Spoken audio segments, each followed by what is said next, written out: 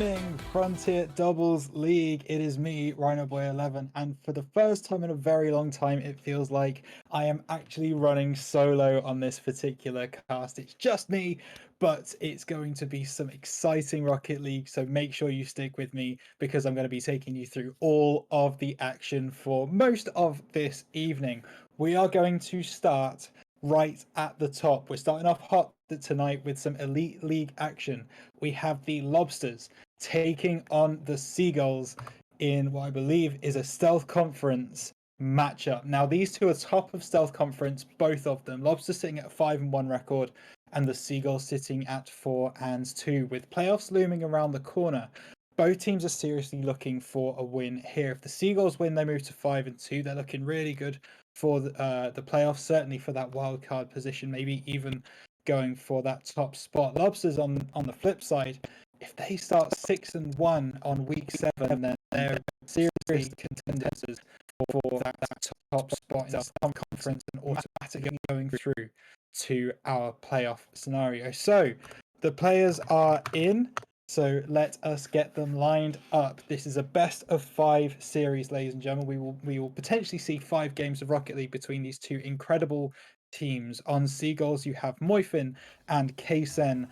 On the Lobsters, you have Frost and Saker. Ladies and gentlemen, we are underway. Saker and Kaysen taking that kickoff, and Kaysen kind of wins that one because Moifin, that's exactly where he wanted it, and he's going to bring this one forward. Nice aerial to start things. Frost tries to read it. He does. That one might just drop into the far corner, though. Saker caught unawares, and the Seagulls take first blood with a wonderful little aerial from Moifin. I don't think even he expected that one to fly into the top left corner. Saker with no boost on the goal line, and he's just unable to make that save. So Seagulls starting hot here, 1-0 as Moifin and Frost go for this one. Saker is going to be able to get on the end of that one. Maybe another kickoff goal, not quite, as that one misses wide right. But the Lobsters are pushing up, and Frost going for that near post. Kaysen was not quick enough to respond. And speaking of responding, the Lobsters are right back in this game, 1-1. And we would expect absolutely nothing less from these two titans of Elite League. You can expect a lot more of this for the rest of this series, that is for sure. Kaysen wins that kickoff, maybe looking for a kickoff goal again, but Frost's going to be there on the save. Good shot from him, but a good save from Moifin again. This one's going to go on the back wall. Kaysen needs to deal with it and puts it down for Moifin. Now he's going to try and bring this one forwards. Actually, they're going to think better of it as Frost was up early. Nice work from him. Not a good read from Moifin, though, and he gives the Lobsters a bit of possession. Saker takes it around Kaysen, but Moifin's there to send it towards the Lobsters' net. Now Moifin needs to get a cross in, but good save from Frost means that they're going to send this one back towards the Seagulls side of the pitch. Moifin tries to find his teammate Kaysen. He's not up quick enough, though. Frost does win that duel, but Moifin is going to be there on cleanup as the ball hits the crossbar. Longest we've gone in this game without a goal so far, but Frost might be able to change that as he comes around the side. Nice dribble from him, but well read from Kaysen. He's going to go for a 50, but Saker wins that one over the top of him. Moifin needs to read it and does. Stalling out the Lobsters here. Kaysen, nice demo, is going to really alleviate the pressure on the Seagulls net. Or is it? No, it isn't. Frost is going to do it on his own. 1v2 in the goal mouth. Wonderful from him. Really just making the Seagulls miss with every single opportunity. Unlucky from the Seagulls defense, and the Lobsters take the lead. 2-1, 3 minutes 46 on the clock. Frost and Moifin now challenging for this one. It's up for Saker. If he can get this one on target, it's going to cause serious problems for the Seagulls, but it's not quite going that way. Kaysen booms it back down towards the Lobsters' net, and Moifin sends this one into the middle. Frost misses. Saker is able to get there on top of Kaysen, though. Now Moifin needs to read this one. Nice little dribble from him around Saker, but Saker's still putting himself about, trying to be a nuisance. Good aerial, but Kaysen with a read means that he's going to be able to bring this one away. A bit of possession now for the Seagulls. Tries to get it past Frost. Good 50 from him, but Kaysen keeps possession. Now he brings it around the side. It's still going towards the Lobsters' net. That's not where they want it. Saker and Frost both go for that, but Saker is the one who's going to bring it away eventually. Moifin. Good read, but Frost is there on the recovery, and now Kaysen's going to hit it back towards the Lobsters' net. Now Kaysen, nice little dribble, good flick as well. Going to miss wide left though, as Saker's going to be there on the defense. He misses that second shot. Now it's a 2v1 opportunity. Frost is going to make the save though. Kaysen didn't see his teammate, but he is going to see that demo from Kaysen onto Saker. Wonderful from him, as Frost now sends this one back towards his teammate. So Saker plays this one back into the midfield. Moifin had a chance there. She probably should have gone for a shot. There was no one in goal, but misses wide left, and now Kaysen has it all to do in the air, and as proven, he is unable to do much with that. Now, Lobster's trying to get something going here. Frost playing it off the back wall, but Kaysen's there with the read. Nice work from him. Now Moifin going to try and challenge for this one. He is going to get it up in the corner. Kaysen's going to get there above the Lobster's defense, but it's not going to convert. Just hits the left post. unlucky as Moifin continuing to try and pile the pressure on. That ball is goal bound, but Frost is going to make the save. And the Lobsters are going to try and bring this one under control, but they're not able to do so. Missing again. Kaysen going for that second shot, unable to get it. Now, good bump coming out from Kaysen. Takes Saker out of the equation. Frost can't get up quick enough.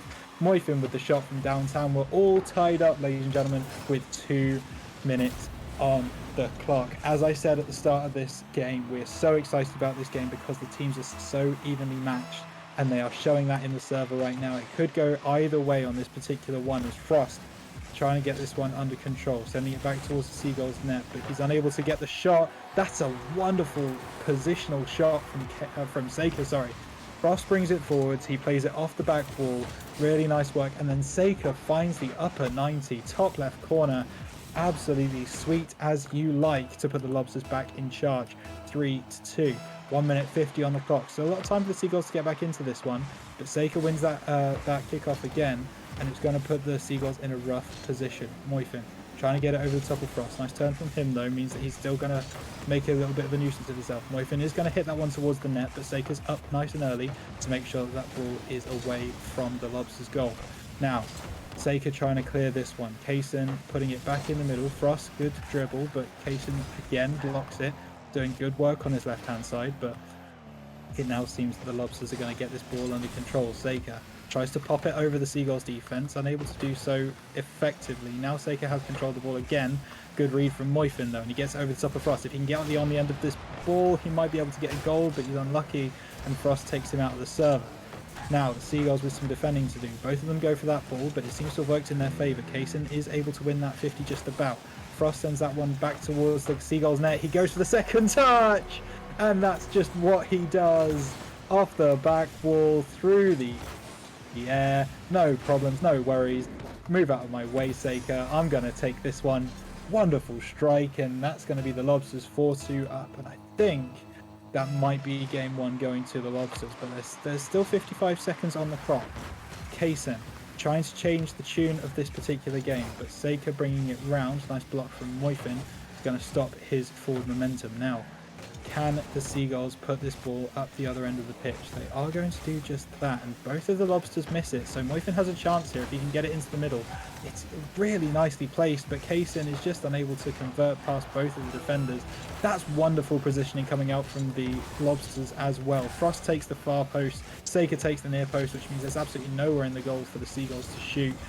And they're going to try and do this one. 20 seconds on the clock. It's looking unlikely now, as Saker tries to run this ball forwards, but he's unable to do so. Moifin tries to get it past Frost. Frost with a bit of an interesting touch, but he is going to make it work for him, and that ball's going to go into midfield. It should die relatively soon with 5 seconds on the clock. Saker might go for some style points. Unable to do so just yet. Kaysen pops it up, and Moifin might be able to get a goal back for the Seagulls, and he does, but with the clock reaching 0, it's not going to change the outcome of the game. And the Lobsters take game 1 4-3. Oh my goodness, what an incredible game of Rocket League. Really close in the end, but the Lobsters do manage to take it out. As we said, the Lobsters with a 5-1 record. It does seem like from the very beginning that they should be the favourites in this game, but we know what Moifin and Kaysen are capable of. They're fantastic players in their own right, and they're out here showing it right there. I mean, Moifin himself is a 17.9 salary. He's the highest salary in the server, and he's putting up the numbers to show that. 3 goals, 5 shots, 2 saves, doing work for the Seagulls. On the flip side, you've got Frost, 3 goals, 6 shots, 3 saves, doing absolute work, plus an assist. You can't disregard that. So Frost doing absolute work as well. Those two are going to be your kind of star players for this particular game, and they are showing up in a big way already. So we should be in for a really entertaining series. Lobsters take the first game 1-0, but this is a best of 5. Plenty of time for the Seagulls to get back into this one. If you are watching in chat, please let me know what your thoughts are. Tell me what you're thinking. Tell me where you are, where you're watching from. I want to hear everything. Let's get some engagement in these streams. It's very rare that we do that here in the FDL, but I'm feeling it. So yeah, get involved in chat. I can see it. I will be reading it. So as we get into game number 2, ladies and gentlemen. Moifin and Seika going for the kickoff, and it's Seika to win it out actually as Frost tries to get this one off the roof, looking for a flip. He is going to get it, it's just going to hit the crossbar. More fantastic mechanics coming out from Frost. You could say they're ice cold as he tries to go for that one, but unfortunately no avail on this one. Moifin does win that 50 against Frost, but it's not going to go towards the Lobster's net. He is going to find his teammate though, Case in the mid, but that's a fantastic pass coming out from Moifin from the sidewall. Good awareness of where his teammate was, and the Seagulls with a really nice passing play are able to convert that one. A bit of a double commit coming out from the Lobsters as they kind of lose positioning, and the Seagulls take advantage. They go 1-up in this game, looking to tie the series 1-1, but still plenty of Rocket League to be played. Kaysen plays this one forwards, but Frost is going to be there on the read. Now trying to win the 50 over Kaysen. Doesn't really, and it's going to put Seika in a bit of a difficult position, trying to get ahead of Moifin. That ball might have been destined for the net, but we won't know as Frost is able to make that save. And now Kaysen's going to try and go for the net. Going to hit the crossbar. Unlucky from Kaysen. That's the second crossbar hit we've seen this game, and I'm sure it won't be the last. Moifin off the back wall. He's going to bring this one forwards. Looking for a pinch with his teammate. He is going to get it, but Seika's there with the save. Nice work from him. Good team play coming out from the Seagulls, and it's going to pay off for them with Moifin. 3 shot on goals. Frost can't get there in time, and the Seagulls double their advantage 2-0, and they're looking to seriously make a statement in this game 2 that they are not out of this one at all. And the Lobsters need to be very, very afraid. Moifin and Seika going for this one. Seika loses out, but Frost does have the boost, so he's going to come around looking for the aerial dribble. Moifin, great save, is going to make it so that it's really difficult for this Lobsters offense. Now Moifin's going to bring that one back down towards the Lobsters net. But Frost with a save. Kaysen is going to go for the top left-hand corner. He's going to miss wide left. Unlucky from Kaysen. That could have been 3, and that could have been serious problems for the Lobsters team. It still might be as Moifin tries to get it to Kaysen, but Kaysen unfortunately unable to do so, and Frost getting his own back on Kaysen, sending him back to his side of the pitch with a nice demo. Frost trying to get it over the top of Kaysen, but unable to do so. Kaysen now with basically a free shot. Oh no. Oh, that's not something you expect to see in Elite League. That's all I'm gonna say. Kaysen with the shot, that one was missing wide right, but Frost is going to help out his buddy, let's put it that way, and get an own goal. You do hate to see it if you're a Lobsters fan. They really need to start things going now, and Seika's going to try and do that with the boom upfield, but good, well defended by the Seagulls. Kaysen's going to send that one back into the middle. Nice challenge from Moifin, but it's still not heading towards the goal, and that's kind of what they need to do right now. Kaysen and Frost with a 50. No one really wins that one as the Seagulls are able to bring it away. Seika, nice read though. Gets it from Kaysen's aerial hit, and now Seika coming off the sidewall. Nicely over the top of Moifin. Coming off the backboard. Frost reads it. That's a wonderful play coming out from the Lobsters, and they get a goal back. Less than half of the game played, so still a lot of time to go, but Frost makes the Seagulls pay for that one. Whoa. It's a very close game. It's really, really tight. I would not like to call it. The scoreline doesn't quite do it justice. Kaysen might be able to make it even worse for the Lobsters, but just hits the crossbar once again. Moifin now a free shot. Frost needs to be very careful in goal, and he is. Kaysen goes for the bump, and Frost is all over the place, but he misses the goal on the crossbar again. Double commit coming out from the Lobsters. They're in serious trouble if this ball gets turned over, and it's not quite going to do that. Seika takes Kaysen out of the lobby, and now Frost booms that one down towards the net. Moifin can't get back in time. He's just not got the boost. He's not got the speed. The Lobsters on the fight back, 3-0 down, back to 3-2. There is a chance that this game isn't over yet, folks. 2 minutes 22 on the clock. Kaysen and Frost going to be going up for this center, and Frost does win that one. That's going to be a freebie. Kickoff goal from the Lobsters ties this game back up 3-3. Wow. Kickoff goals in Elite League, you love to see it. As we tie up the series. Remember, if the Lobsters win this game, then they lead the series 2-0, and they are going to seriously be looking to sweep the Seagulls, which is certainly not something that anyone would have thought of before this game started. Seika bring this one forwards. It's a double commit coming out from the Seagulls. Can the Lobsters take advantage? Seika going for the right-hand post, but Kaysen with the save. Frost couldn't get the block on him. Now, Frost needs to do some work, and he does get the aerial to prevent the Seagulls pushing forwards. Moifin tries to find the corner. Seika brings it down, and bit of a fake to try and get some possession back for the Lobsters. Now, he tries to play it past Kaysen. He does. Gets it past Moifin as well. Now, can Frost convert? He can't quite, as Moifin is able to get there first. Needed to, as Frost was seriously on the warpath there, maybe going for a goal. But Frost now, up in the air. Little pinch on the ground, looking for the top left-hand corner. Kaysen with a nice read, though, prevents it from happening. Moifin now to get control of the ball, and does on the sidewall. Seika wins it over him, though. Now this could be seriously bad for the Seagulls. Frost is up over Moifin. Kaysen sold himself. And the Lobsters turn it around from 3-0 down to 4-3 up. My goodness. They are here to play, ladies and gentlemen. That is without question. Moifin and Seika are going for this kickoff. Moifin and Kaysen seriously need to get some control back of this game. Kaysen gonna try and do just that. Aerial dribble through, oh my goodness, through onto the Lobster's net. Unfortunately unable to do anything with that. Hits the crossbar, and now Frost is bringing this one away. Gets it past Moifin nicely. Can he get it past Kaysen as well? A little bit of a fake commit, but Kaysen's going to read that one. Nice block. Means that the Seagulls can come back the other way. Moifin wanted to read that one, unable to do so. Kaysen maybe wanted to challenge for that, but Frost was up early to make sure that that didn't happen. Seika with a good 50 means that the ball is going to stay in midfield, and that's perfectly fine for the Lobsters right now. As long as it's not near their net, they're going to be absolutely fine with this. But here it comes towards their net now. Frost with a save. Moifin didn't want to sell himself, and that turned out to be a good decision. Frost goes for goal, but he misses wide left. Seika trying to get it under control on the right-hand side. Now he does. Looking for his teammate Frost in the midfield. Good aerial from him. Good read from Moifin. Now Moifin needs to get it past Seika. He does, but Seika is there kind of on the return to put this one back towards the corner. Kaysen's going to be up for this one off the back ball, looking for the second touch. He's going to find it. Oh my goodness, a goal! Fine save. Frost to avoid going to OT, and that one could just do it, as Seika wants this ball to drop on the ground. It's going to do just that. Oh my goodness, what an exciting end to that game. So nearly OT, if not for Frost's heroics. And heroics they were, dropping an 844 score for the game.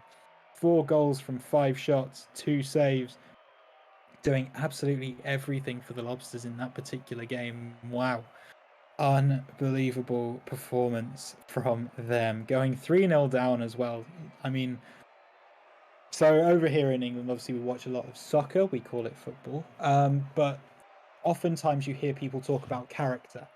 And it takes a lot of character for teams to come back from being 3-0 down.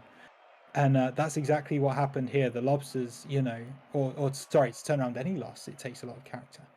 So for the Lobsters to turn that around and bring it back from 3-0 down, which you wouldn't see a lot of teams in this league do. It's very difficult to do that. Frost and Seika combined to absolutely shock the world and get that game back. So it's, yeah, I mean, if we keep seeing things like that, this game is going to continue to amaze us. But this is where it leaves us as far as the state of play. The Lobsters, they are now 2 wins, 0 losses in this series. If they win this game, they have swept one of their main rivals for the Stealth Conference Championship. However, if the Seagulls are able to win this game, obviously it goes to 2 wins for the Lobsters, 1 win for the Seagulls. It's the best of 5, so still a chance for the Seagulls. Great save from Seika there, as he manages to prevent that goal. Oh my goodness, Kaysen, that is the miss of the day, unfortunately. Big whiff coming out from him, which gives Seika one of the easiest goals he's ever going to score. But he is still Seika, so he still finds the top right-hand corner. Placement is everything in this game, so, I respect it. But the Lobsters starting out well, going for this sweep. Frost off the roof, not going to find it. Kaysen now does get the demo, atoning for his mistake. Hits the ball towards the net, goes past the ball, takes out the defender, and that's going to be as easy as it gets, ladies and gentlemen, for 1-1. Moifin converting that one. So we are all tied up once again, as we have been so many times in this series already. Moifin trying to play around Seika does, but he pays with his life as Seika now tries to get control of the ball. Frost has picked up some boost, and that's a dangerous thing for the Seagulls, but Kaysen's going to get it over the top of him. Nice save coming out from Frost to keep the score at 1-1. Seika now going to try and boom this one back downfield. Kaysen versus Frost. Kaysen just about wins it out with the save. That one's going to miss wide right, from Seika, but he is going to get a second chance. Frost goes for the 50 on Moifin, and it goes up in the air. No defenders back, and Seika, staring at an open net, is never going to miss those. Lobsters retake the lead 2-1. 3 minutes 53 on the clock, still a long time, but looking good for the Lobsters again. Seika with some boost, maybe having to do some work here. That one might have been destined for the top left-hand corner if not for Frost's intervention. Moifin misses the ball. Now Frost can bring this one forwards. Kaysen needs to read it on the back wall and does. Now Seika going to play this one into the corner, maybe trying to play it over his own net. Does exactly that.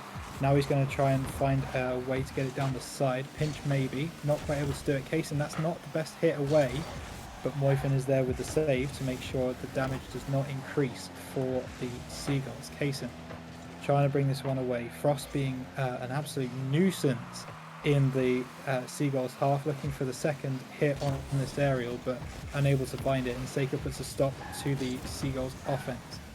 Now Kaysen bringing it forwards on the right hand corner. Nice ball in from him, but Moifin not quite in a position to capitalise.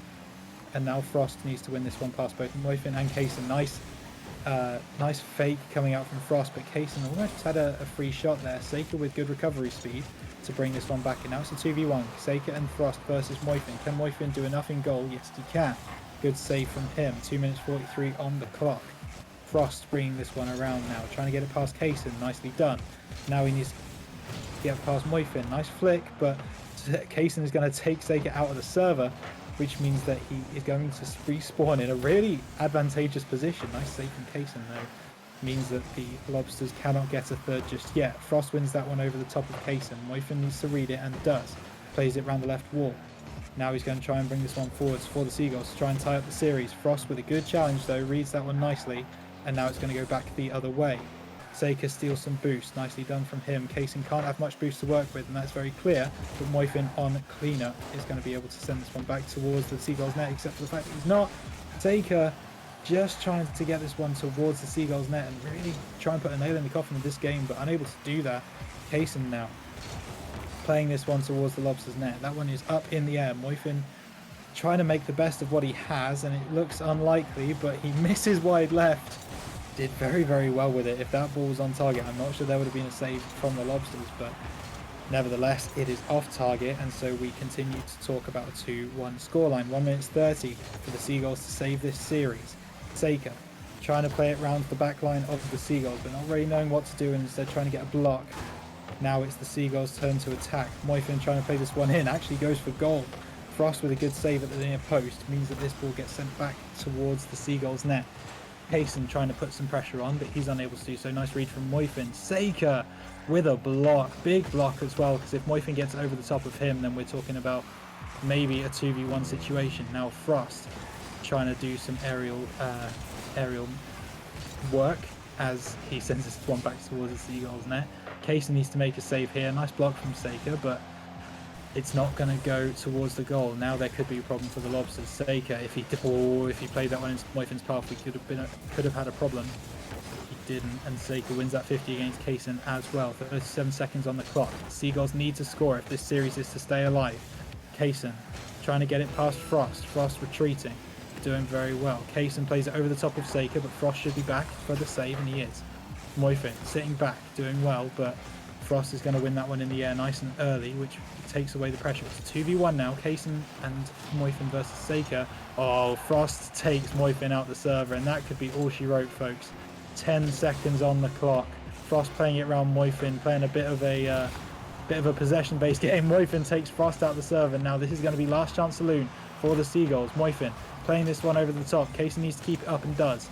Now they need to keep the ball up. Moyfin plays it on the side. This game is not done just yet. Moyfin, without any boost, without any hope. That ball's going to hit the... No, Seika's going to keep it up. He's going to go for some style points. Looking for the third. He's not going to find it, though. Good save onto the crossbar. And that is that. Blink and you miss it, folks. The Lobsters beat the Seagulls in Elite League 3-0 in sweep fashion. My goodness. I don't think many people would have predicted a sweep in this particular game. Certainly I didn't. But the Lobsters showing why they are 5-1, and they now move to 6-1, which is an incredible scoreline at this point in the season. Wow. But you've also got to talk about the Seagulls, and I mean, let's put it this way: the Lobsters have played an incredible game. Don't get me wrong, but there were a few mistakes in there from the Seagulls that maybe need to be tightened up if they're going to really put in a challenge for this playoffs this season. Kaysen especially, I don't like to call players out, but had a few whiffs, a few misses. Look, it happens to the best of us. Off weeks, you know, it's one of those things that you can expect in a 10-week league. But still, it's just unfortunate that on this particular occasion they on this particular occasion they weren't able to convert. So I am going to see if we can get the guys in for a post-match interview. We'll see if that is going to happen. Let me see if I can bring them in. Hold up.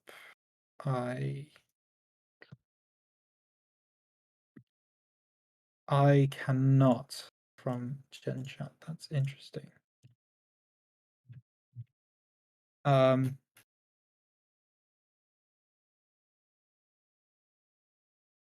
We will see if we can do this. I don't know if our streamer has access to get them in the waiting room.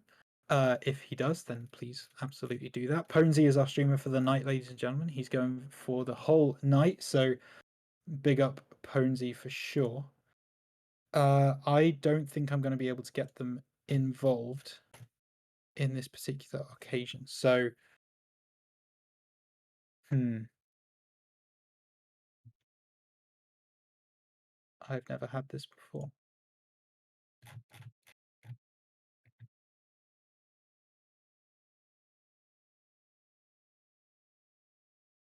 Just bear with us, folks, as we try and get this sorted.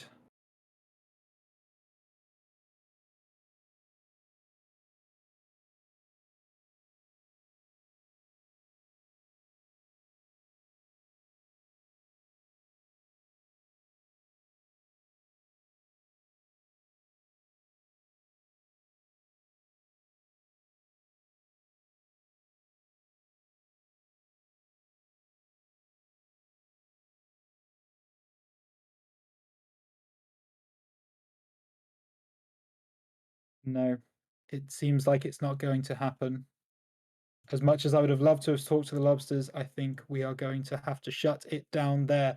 Big win for the Lobsters in Elite League. They take the game 3-0, sweeping the Seagulls, and they move to a 6-1 record on the server. On the league. On the season. That's what I mean to say. Stick around, ladies and gentlemen, because we will be back at the top of the hour with some Hornets versus Gators action in Expert League. Please do not go anywhere. We will see you in just under half an hour.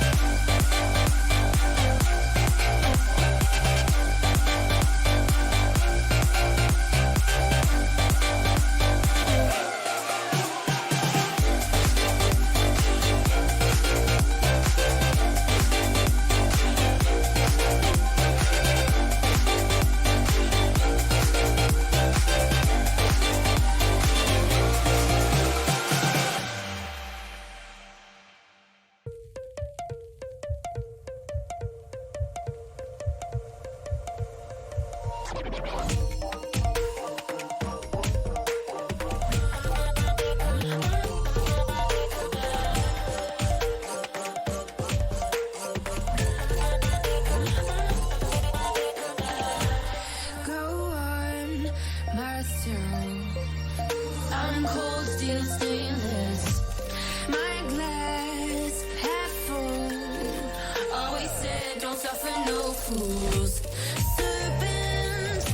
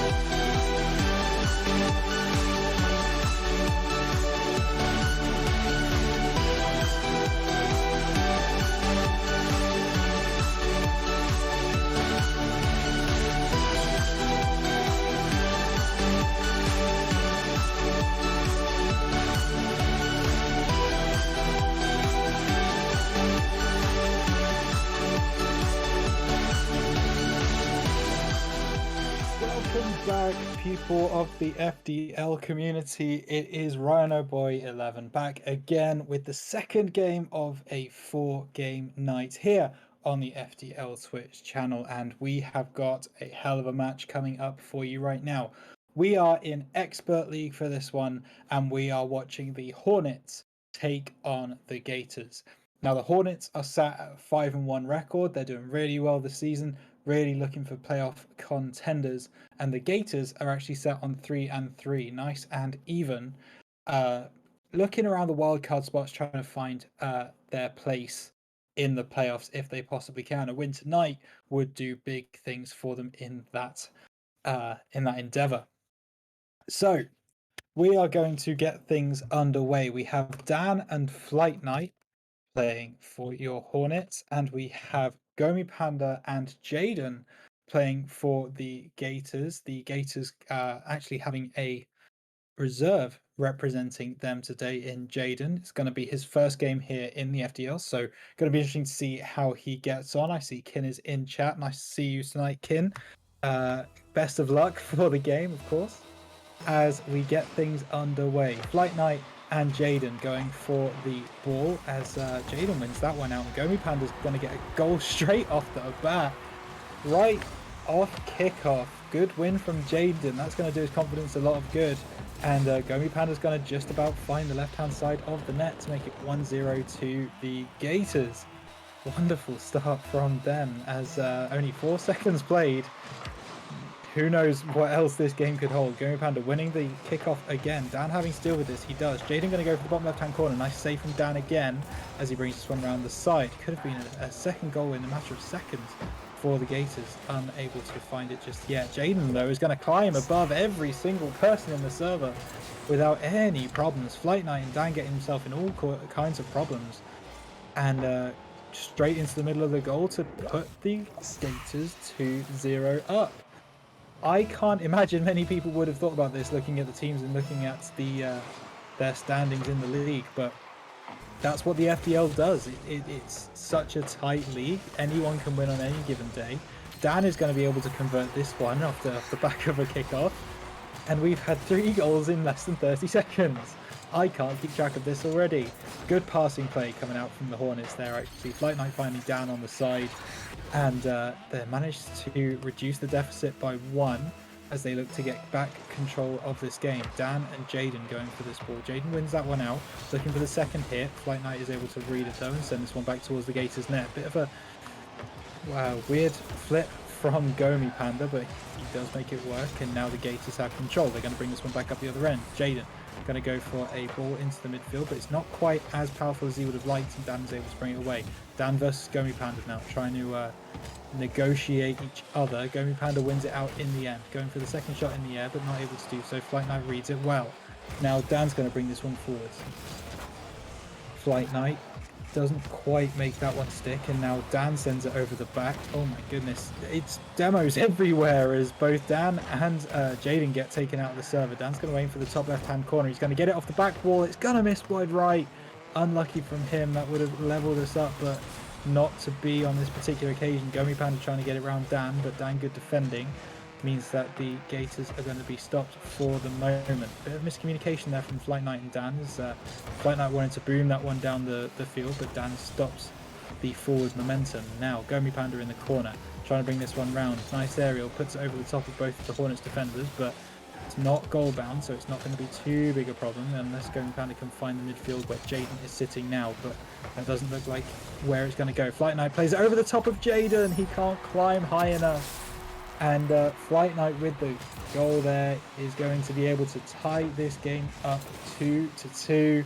3 minutes 10 on the clock, still a long time to go, but a nice even game, exactly what we want to see here in the FDL. 2 teams going at it who are very evenly matched. Flight Knight and Gomi Panda are going to go for this ball. Gomi Panda does win it, but can't get the second touch. Now Dan booms it down to the left-hand side. Dan's going to try and get on the end of this one. Does beat Gomi Panda in the air. Now Flight Knight's up early. Can he get over the top of Jaden? Good defensive work from Jaden as he prevents that goal. But this ball is going back towards the Gators net. Gomi Panda does some good work to save it. Fluffy Knight was not in a position to take advantage. and now the Gators might be able to capitalize. Gomi Panda playing it off the back wall, does get the second touch, but not exactly how he would have wanted. Jaden does meet it, but again, not quite where he would have wanted to. Now, Jaden gets over the top of Dan. Can he get it past Flight Knight as well? Flight Knight, bit of a risk there, trying to take it, but in the end it's going to pay off for him as he comes towards the Gators net. Now he tries to get back into midfield. Dan didn't fancy it, so he's going to go back towards his own net. Gomi Panda dribbling the ball down the middle of the field, looking for a flick. Does get the does get the bump on Dan, but not quite enough to prevent the Hornets defender from getting the save. Now Dan's going to try and convert this one into the top right-hand corner. It just misses in the top right-hand corner. So close, but yet so far from Dan taking the lead for the Hornets. Now he gets control of the ball on the sidewall. Does seem like Flight Knight is going to be able to get there first, and he's going to go for a shot, but that one's got no power in it, and Gomi Panda's going to have an easy save. Now going to try and bring this one forwards, but Dan is there to meet it. Now, can he get this one past Gomi Panda? He can't. Good save from Gomi Panda. Flight Knight does need to get up first, and does. Now Jaden with some defensive work to do. Not hitting that ball as well as he would have liked, but a good 50 means that the Gators still have possession. That's a whiff on the aerial though, and Gomi Panda's going to have to try and, oh, that's a good fake coming out from him, and the flick as well. Gomi Panda, take a bow, son. The fake, the flick, the finish. I've used that one before, but it's a nice one. It's one that I will always remember. So wonderful from Gomi Panda. The little backflip, and then takes it over the top of the defender to give the Gators the lead, 3-2. Now, Dan going to try and flip the script of this particular game. He sends it onto the back wall. Gomi Panda, nice read. Though, is going to be able to bring this one away. Flight Knight needs to do something with this, and does. Put it back into the box. Good save from Jaden on the near post. Now Dan needs to kind of get the ball back under control for the Hornets. Sending it back down the side wall, but good read from Jaden. Now Flight Knight sends it forwards. Dan with a little bump onto Gomi Panda means he can't take advantage of that ball's position. Flight Knight trying to get a bump as well. Jaden does get it past them. Flight Knight with a little bit of stutter in going back, and I'm sure he was probably a little bit worried about seeing where that ball was going to end up. Flight Knight needs to hit that a little bit sweeter, but isn't able to do so. Now Dan brings it into the corner. 46 seconds on the clock. Nice set back to Flight Knight. That ball is going to go towards the goal. It's going to drop right in front of the goal mouth of the Gators. It might just go in. Great save from Gomi Panda to keep the game up 3-2. Flight Knight's going to have another shot. Gomi Panda on the side. It's actually going to be Jaden who makes the save. 30 seconds for the Hornets to save this game. Gomi Panda, he plays it over the top of Flight Knight. That ball's going to find its way into the bottom right hand corner. And that might be the nail in game one's coffin, as the Gators look real good in this game. Looks like Jaden does get a slight touch on that one to pad his stats a little bit. It didn't need to do that for sure, but he did end up doing it anyway. Flight Knight and Gomi Panda going for that ball. That was actually going to find the bottom right hand corner. Flight Knight completely whiffed the kickoff, and if it wasn't over before, it certainly is over now. So Gomi Panda with the goal. That is his third of the game. Big hat-trick coming out from Gomi Panda, showing why he is top sal, joint top sal with Dan in this server. Dan going for the challenge there. It might actually be 6 as Jaden goes for this shot. He actually misses on the side. Unlucky, but Gomi Panda there to get his 4th of the game is going to really give these Hornets something to think about going into game 2. I'm reliably informed that the Gators have actually won 4 straight series against the Hornets going back to season 5. So very interesting stat coming out there, and they're looking good to continue that trend as they win the game, certainly 6-2 at least, maybe 7 if Gomi Panda can do something here. Another backflip, looking for the flick, not able to find it. Dan might bring this one forwards, and he's going to keep it up actually. He's going to try and go for something here, but the shot misses wide left, and that's going to be it. All she wrote for the first game. The Gators take it 6-2, and I think the scoreline does flatter them a little bit. I think they were the better team, but when it comes to the end of the game, the last 30 seconds, it kind of got away from the Hornets there. But for a lot of that game, it was very, very even. So I imagine we're going to see a lot more of that going forwards in this game. No one in the server really putting up bad stats. Flight Knight obviously getting the lowest score in the server, but certainly nothing to be ashamed of when you're getting a goal, an assist, a save, and 5 shots. Maybe better positioning on those shots would be all that needs to happen in order for this in order for this Hornets team to get back into this one. And we've just seen that they definitely can do it. I believe they had a 2-1 lead at one point in this game, so there's nothing stopping them from making a series out of this. Remember, this is a best of 5. That was only the first game of this series. So Gators 1 up. Still a lot of Rocket League to be played, as Gomu Panda just seeing that that goal again where he fakes it out with the backflip and flicks it over the back lines. Very, very nice from him. Good mechanics for sure. As we move into game number 2 of potentially 5. Gomu Panda and Flight Knight going to be going for this kickoff, and it's going to be won by Flight Knight just about. He might try and get on the end of this. Actually, Dan's going to fly through, and he's going to find the bottom left-hand corner. Kickoff goal going the other way this game for the Hornets. Remember, in the first game, it was within 4 seconds that the Gators scored. This time it's within 5 seconds that the Hornets score. So we will see if the script is indeed flipped from game 1, as the Hornets take an early advantage. Dan and Jaden go for that ball, but Gomu Panda's going to get on the end of it now. He's going to try and get a kickoff goal of his own, but not quite able to find the control that he would have wanted in the air, and now the Hornets might be able to clear. Actually, Jaden's going to go for that one. That one is destined for the top left-hand corner, but good save from Flight Knight keeps the Gators at bay for now. Gomu Panda trying to do his best. Now Flight Knight actually brings this one forward. Needs to be Jaden on the left-hand side. Unable to do so. Good save from Jaden, and now Gomu Panda brings this one away. Flying through the air, trying to get some control. Passes it into Jaden, who brings it around the side in the corner. Flight Knight's going to send it away. Nice read from Gomu Panda, and that one is going to find its way into the bottom left-hand corner. Flight Knight with not quite the clear that he would have wanted, and we are all tied up once again. Really good read from Gomu Panda, seeing that Flight Knight was going to send that one away, and just positioning himself in the best possible place to convert. 1-1 as we move into the rest of this game. 4 minutes 14 still on the clock. Long time to go. Gomu Panda doesn't quite get the aerial that he wanted. Now Dan going to try and get it past Jaden. Gets it on his bonnet. Nice dribble from him. Flick over the top. That one's going to find its top left corner. No, it isn't. Oh my goodness. It looks like it was just going to drop for the Hornets, but in the end, the Gators breathe a sigh of relief as it misses wide left. Now Dan trying to put himself about, trying to get all in Jaden's grill, unable to do so, and the Gators do send this ball towards the Hornets net. Dan needs to get a good hit from Jaden in the air, and he actually confuses his own teammate there by hitting it again right by the Hornets net, and now Dan can bring this one forward. So looking for a shot. Gomu Panda's unable to get the aerial that he needs to make the save. Dan gives the Hornets the lead 2-1, and yeah, I don't think that was potentially planned from Gomu Panda. I think he probably didn't want to backflip there, as he makes his feelings known in chat. I won't say what's being said, but you can imagine. As the Gators looking for another kickoff goal. It's kind of been their thing over the course of this game, but again unable to find it. Now Fluffy Knight going to look for the top right hand corner, just going to miss wide right, as both Gators make sure that ball is not destined for their goal. Dan now trying to find it off the top, but it's going to hit the crossbar. Unlucky. Gomu Panda going to bring this one away, and Dan actually takes out Jaden, so we'll see if he has enough boost to be able to prevent this goal. He doesn't.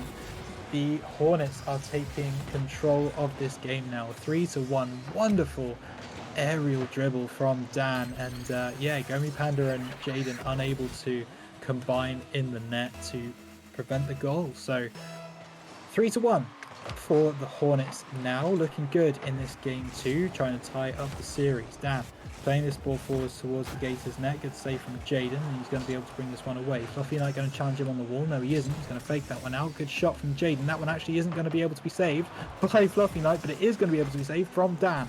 Fantastic work on the goal line. Unlucky for the Gators. They really thought they had that one, as Fluffy Knight now brings it away.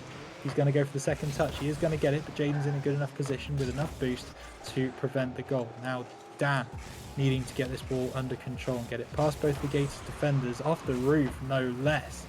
Good mechanics coming out from Dan as he really starts to make his presence felt in this particular game. Fluffy Knight just gets past Jaden, but it's not good enough to get the goal. And now Fluffy Knight on the retreat. He needs to be very, very careful about where he places this ball. He's not careful enough, and that's going to find its way into the goal. I did mention that he needs to be careful. But yeah, the little touch there is unlucky. Gomi Panda with another good read. He seems to be getting them all over the pitch. Jaden may be trying to get the goal steal on the end, but not able to get the touch that he so desperately desired. And now the Gators are back in this. 2-3 in favour of the Hornets. Dan and Fluffy Knight both going for that one. Maybe looking for a little pinch. Good save from Jaden on the back foot. Now Dan sends this one into the middle of the park, but Gomi Panda is going to be there with the aerial to clear it. And now there's a problem for the Hornets defence. That one's going to find its way into the bottom left-hand corner. Dan can't get back in time, and we're back all tied up 3-3 as Gomi Panda is able to convert. Lovely work from him. Double commit coming out from the Hornets when they're up is not really what you want to see if you're a Hornets fan, for sure. 1 minute 53 on the clock for them to get back in this game. Gomi Panda going up for this one. Nice aerial from him, but he has no more boost to push any further. Flight Knight not able to get the hit that he wanted to, but this time he is now going to do that on the left-hand wall, trying to look for an aerial off the back wall. Jaden reads it nicely, but Dan's going to be up there first. He hits the crossbar though. Gomi Panda, free shot down the stretch. Oh my goodness, he's missed wide left.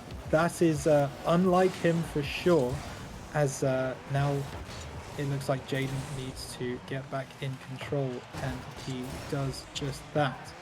Gomi Panda trying to hear this ball, but Flight Knight's going to put him under pressure and put it into the corner. Now Jaden with a pinch, wonderful hit from him, going towards the Hornets net. Dan should be there with a save, and indeed is. 1 minute on the clock. Jaden trying to put some pressure on this Hornets back line, but Fluffy Knight with the shot means that it's not going to work. Dan finishes the clearance, and now it's back towards the Gators half. Dan on the sidewall looking for the aerial. He does get it, but Gomi Panda's waiting on the centre circle to try and get this one towards the Hornets net. Fluffy Knight plays it over the top of Gomi Panda. Dan just gets in front of Gomi Panda as well, with Jaden there on the save. 39 seconds. At the minute we're heading towards OT, but either team could change that tune, and that's exactly what Gomi Panda's going to do. He finds the top left-hand corner, and a pass from Jaden is perfect. The shot from Gomi is perfectly nestled. Perfectly nestled into the top left-hand corner. Really, really good work from him. And now the Gators have the lead. They really want to take a hold of this series, and they're going to do that 2-0 if the scoreline does not change. Fluffy Knight bumps Jaden back to halfway and now needs to get the ball forward. Gomi Panda trying to make it difficult for him, and does for now, but in the end Jaden picks the ball up. Now Dan needs to get it over Gomi Panda. That ball is destined for the top right hand corner, but it's a great save from Gomi Panda to keep the scoreline at 4-3. Now Gomi Panda brings this one forward. He's trying to really put an exclamation point on this game, and Fluffy Knight needs to keep this one up. He's unable to do so, and the Gators take a 2-0 lead in the series. My goodness. We've already had a sweep tonight, ladies and gentlemen, in Elite League earlier. I don't want to say this one's heading the same way, but it genuinely might be. The Hornets looking good in the first half of the game, but just falling off towards the end, and Gomi Panda 4 goals from 6 shots, really looking like the boss of this server right now, doing work for this Gators side. And as I said earlier, this is going to be a really big win for the Gators if they can get it. That moves them to 4-3. The Eagles are already on 3-4, so they go above them in the standings. They're tied then with the Griffins, who are also 4-3 in a separate conference. So that wildcard spot is really looking like it could be the Gators if they win this game. But that is not the end of the game, folks. We have to remember that this is still a best of 5, and there is still a chance for the Hornets to come back, but they need to win this game. Let's see if they can do it with Dan and Jaden going for this ball. Jaden just about loses out. Flight Knight going for the aerial. He's unable to hit it, and now Gomi Panda with all of the space in the world. Good save from Dan. Make sure that Gomi Panda has a rough time. Dan is going to go for the shot. He's going to miss wide right. Can Fluffy Knight put that one on target? He can't. Gomi Panda plays it off his own crossbar. A little bit touch and go, but he is able to make that save, and he's able to make the save again from Dan as he brings this ball forwards. Now, Fluffy Knight. Good challenge on halfway, means that the Hornets still have a lot of pressure. Going towards the Gators net. Dan's going to be up for that one. Misses wide left though. Gomi Panda with the save anyway. Now he brings it away on the sidewall. Dan stops it on halfway. The Hornets keeping the ball in the Gators territory, and it might be enough as Fluffy Knight goes round Jaden. Really nice work from him. A little bit of a touch over the top of his car means that the Hornets take the lead again, 1-0. This time, not from a kickoff goal, it is from open play, so we'll see if that changes the complexion of this game, but the Hornets have come back from worse. So, Dan now, bringing the ball round. Nice to see you, brother, in chat. Pleasure as always, in as well. Good to see you both. Flight Knight, trying to get it back to Dan as Dan brings it around the side. Gomi Panda's going to be able to get this one under control though, and he's going to send it. The problem is that the Hornet's going to boom this one back up the other end. Jaden, unable to get it under control. Flight Knight trying to find Dan. Good save from Gomi Panda. Prevents the scoreline from getting any worse for this Gators side.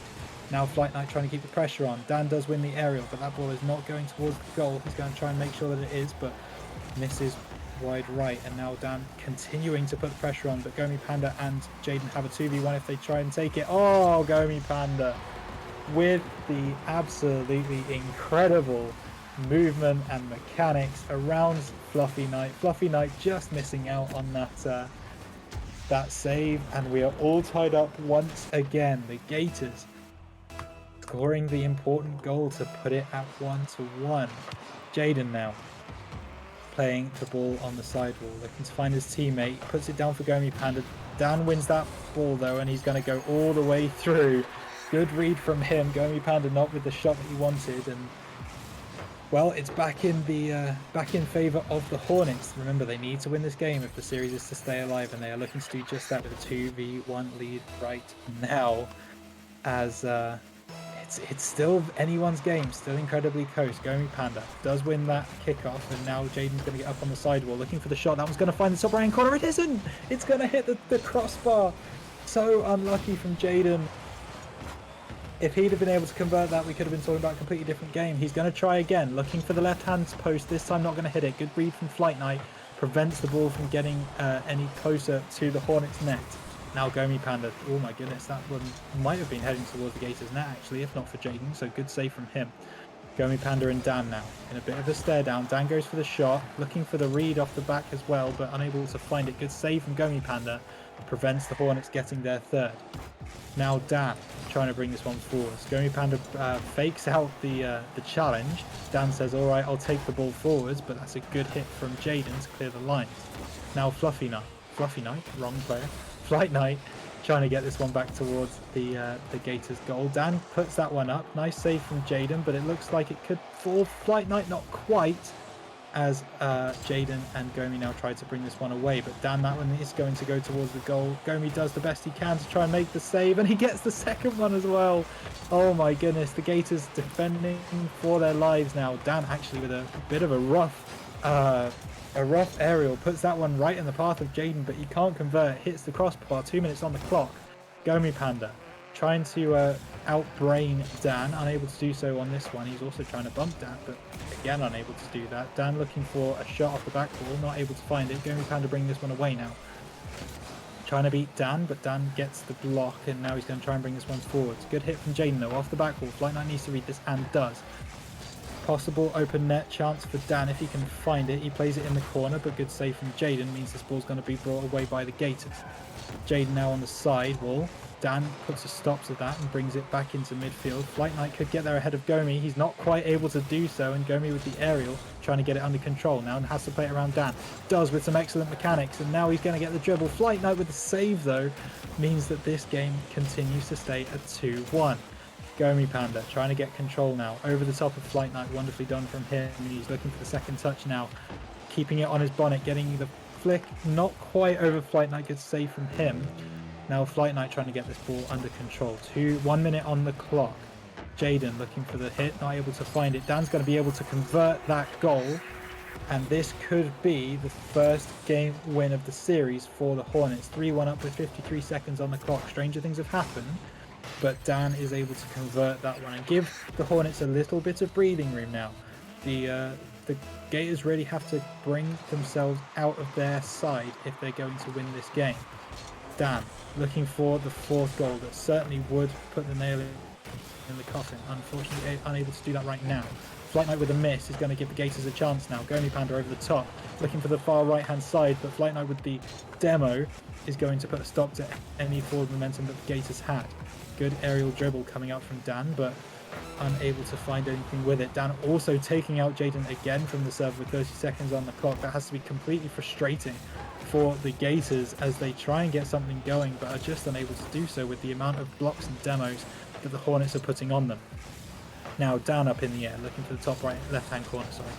Unable to find it, looking for a second hit. Jaden's going to bring that one down, and Gomi Panda might be able to convert, and indeed he is. So that one flies into the top of the goal. 6 seconds on the clock for the Gators to find a goal to send us to OT.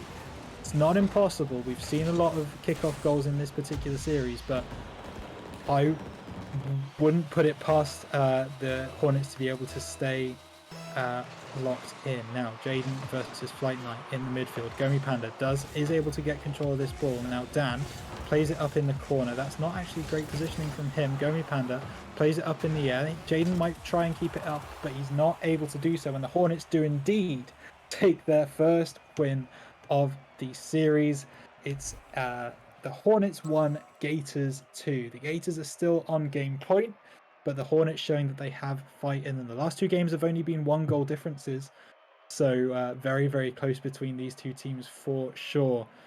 The 2-star players very, very clearly, Dan and Gomi Panda, putting in work for both of their teams, doing really well. But you can't play Rocket League in doubles without some support, so Jaden and Flight Knight absolutely holding up their ends of the bargain and playing some incredible Rocket League. So chat, tell me, it's 2-1 to the Gators right now. Who's taking this one, huh? I see that we've also got KJ in chat. Good to see my friend this evening. Pleasure, as always.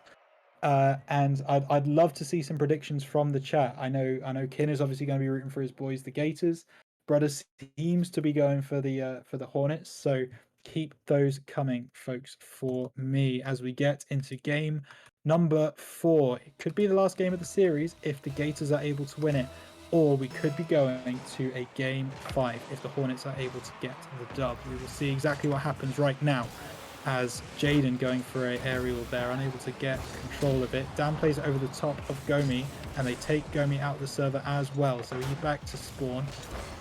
Flight Knight goes for a shot, unable to find it. Oh my goodness, Dan tries to find the bottom left-hand corner, unable to do so, and now it's a 2v1 for the Gators because they take Flight Knight out of the server, unable to do so. Unable to convert, that 2v1 opportunity, and now Dan's going to have a free shot on goal. Gomi Panda needs to get back in defense. He might get there on top of Flight Knight, and he does just about. Gomi Panda now bringing this one forward. He's got mechanics, we know that he does. Trying to play it over the top of Flight Knight, does indeed do that, but Dan gets up nice and early to get the save. Jaden now trying to bring it around the side. He does do just that, trying to find his teammate in the midfield, but good save from Flight Knight means that the Hornets are going to take this one forwards. Good mechanics from Dan, gets a little bump onto Gomi Panda to put him off, and he is able to convert. So on top of his bonnet and then flick around the corner. Gomi Panda in rough positioning, and that's going to be 1-0 to the Hornets, looking to send us to a game 5, remember.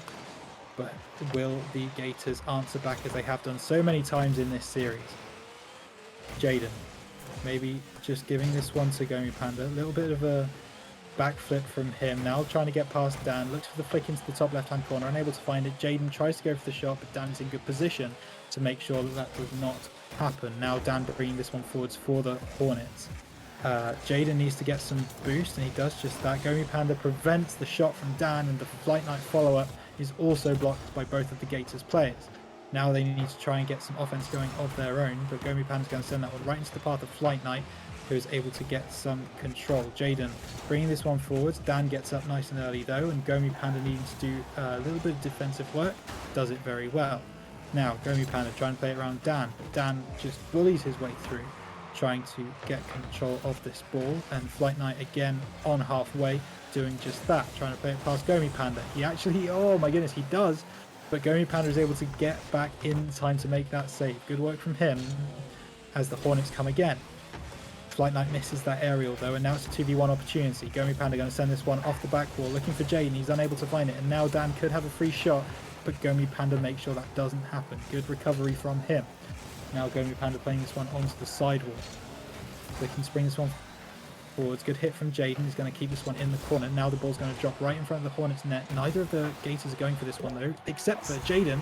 Dan doesn't get the hit away that he particularly wants, and Jaden is able to convert, able to capitalize on that mistake as the Gators tie us up 1-1. We've seen this before, but we have seen two different outcomes. What will the outcome be in this particular game? 2 minutes 38 on the clock.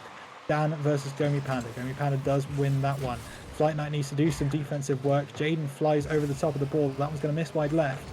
And the Hornets breathe a sigh of relief. Good hit from Jaden, though, keeps the pressure on the Hornets back line. Now Gomi Panda trying to prevent Flight Knight from pushing forwards onto the goal, and Jaden's going to finish that job. Now looking to get it over the top of Dan, does very well. Could be a free shot for Gomi Panda if he can get it over the top of Flight Knight. Good read from Flight Knight, though, to make sure that Gomi Panda does not have that free shot. Now Jaden trying to get this aerial up in the air, but not quite in the position that he would have wanted. Now Flight Knight can bring us forwards. Down on the sidewall, looking to find his teammate again. Flight Knight in the air, misses quite badly. Jaden goes for the right-hand post, unable to find it with Dan back on defense. Now Gomi Panda trying to find a goal, but Dan is still staying on that back wall to try and make sure that the Gators cannot put any more pressure on their net, and that is exactly what happens. Gomi Panda running back past the ball. Flight Knight trying to play this one in, but Dan is not in a position to capitalize on it, so Gomi Panda is going to go for this shot. Another backflip from Gomi Panda, plays it over the top of Dan, looking for the second hit, but Flight Knight is going to read it. Very nice work from him in the air. Dan takes out Jaden. Now it's a 2v1 as Dan brings this one forward, looking for the air dribble. Good save from Gomi Panda, prevents the Hornets taking the lead. Now Flight Knight trying to get it to his teammate, but Gomi Panda's going to bring this one forward. Flight Knight on the sidewall, trying to put them off, unable to do so. Good bump from Flight Knight, though, to prevent Jaden from having a free shot. That one might find its way into the bottom right-hand corner. Not quite able to do so. Dan with a shot from downtown, not finding its home. Now, both of the Hornets went for that one. It's a double commit. If Gomi Panda gets this on target, it might just go for the goal. Dan is going to be able to make the save, though, and Gomi Panda gets taken out of the server by Flight Knight. 45 seconds on the clock for one of these teams to win this game. Flight Knight brings it forward. Trying to get it past Gomi Panda now, and does.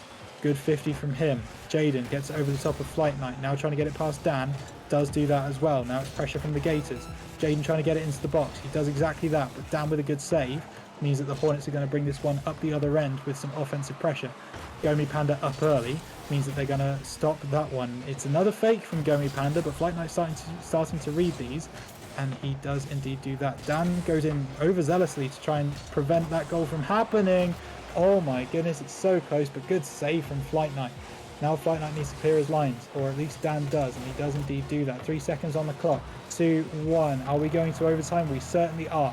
Reminder, if the Gators get the next goal, they win the series 3-1. If the Hornets get the next goal, we are going to a game 5. It doesn't get much bigger than this, folks, as Gomi Panda trying to clear this one. Dan goes for the shot. Oh no. Oh no, no, no, no, no, no, no, no, no. I love a game 5. That's what Gomi Panda wanted, right? Well, you know, we know, right, as part of the FDL, we love a game 5. So Gomi Panda's just trying to help us out. He's trying to help us spectators, okay, and he puts that ball into his own net. Rough one for the Gators, but they really need to bounce back. They need to make sure that they don't let that get to them, because we are going to a game 5 and it's going to decide it all. As the Hornets take this 1-2-1. Now the last 3 games have all been 1-score games. The Hornets won 2-1 this game, they won 3-2 last game, and the Gators won 4-3 in game 2. I can't remember the scoreline in the first game, but I think it was like 6-2 to the Gators or something crazy. So, please excuse me while I take a drink. So, with that said, this game really could go either way. The Gators won the first 2 games. The Hornets won the second 2 games. Now, there's a phrase where it's 2 words. The first word starts with the letter R, and the second word starts with the letter S. Now, I'm not gonna say it for fear of, you know, doing that caster thing, but just have it in your mind. That is very, very possible if the Hornets win this game. However, if the Gators are able to win this game, obviously they will win the series. So, Jaden looks for a shot on target, but unable to do much with that. This is wide right, and now the Hornets have some defending to do. Jaden does get up first, very early, very nice over the top of Dan. Flight Knight can't prevent the goal, and the Gators take the lead in this one, 1-0. Nice and early, only 16 seconds. Excuse me, gone on the clock, and they convert their first chance. 1-0 to the Gators. Going Panda versus Dan in the midfield. Dan trying to get on the end of that one. Actually, Jaden's up nice and early. Actually, he's going to regret that decision as Flight Knight is able to convert a very, very easy chance. I don't know what Jaden was thinking. I don't think there was any need to go for that aerial. But he went for it nonetheless, and that left his goal wide open, and we are back level once again, as we have been so many times in this game. Jaden versus Flight Knight in the midfield. Flight Knight's going to win that one. It's going to be a kickoff goal for the Hornets. Gomi Panda in a rough position, can't do anything with that. And again, in 30 seconds, we've had 3 goals, folks. It's very, very close. Flight Knight with that particular goal, and the Gators are going to want to wipe that one from their minds as quickly as they possibly can.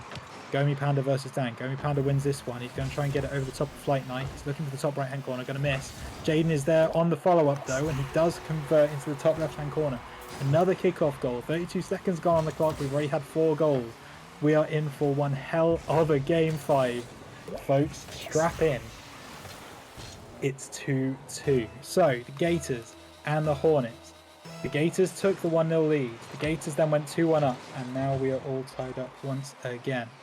Dan, trying to get something going for the Hornets. Wonderful play from him, and they're going to be able to convert.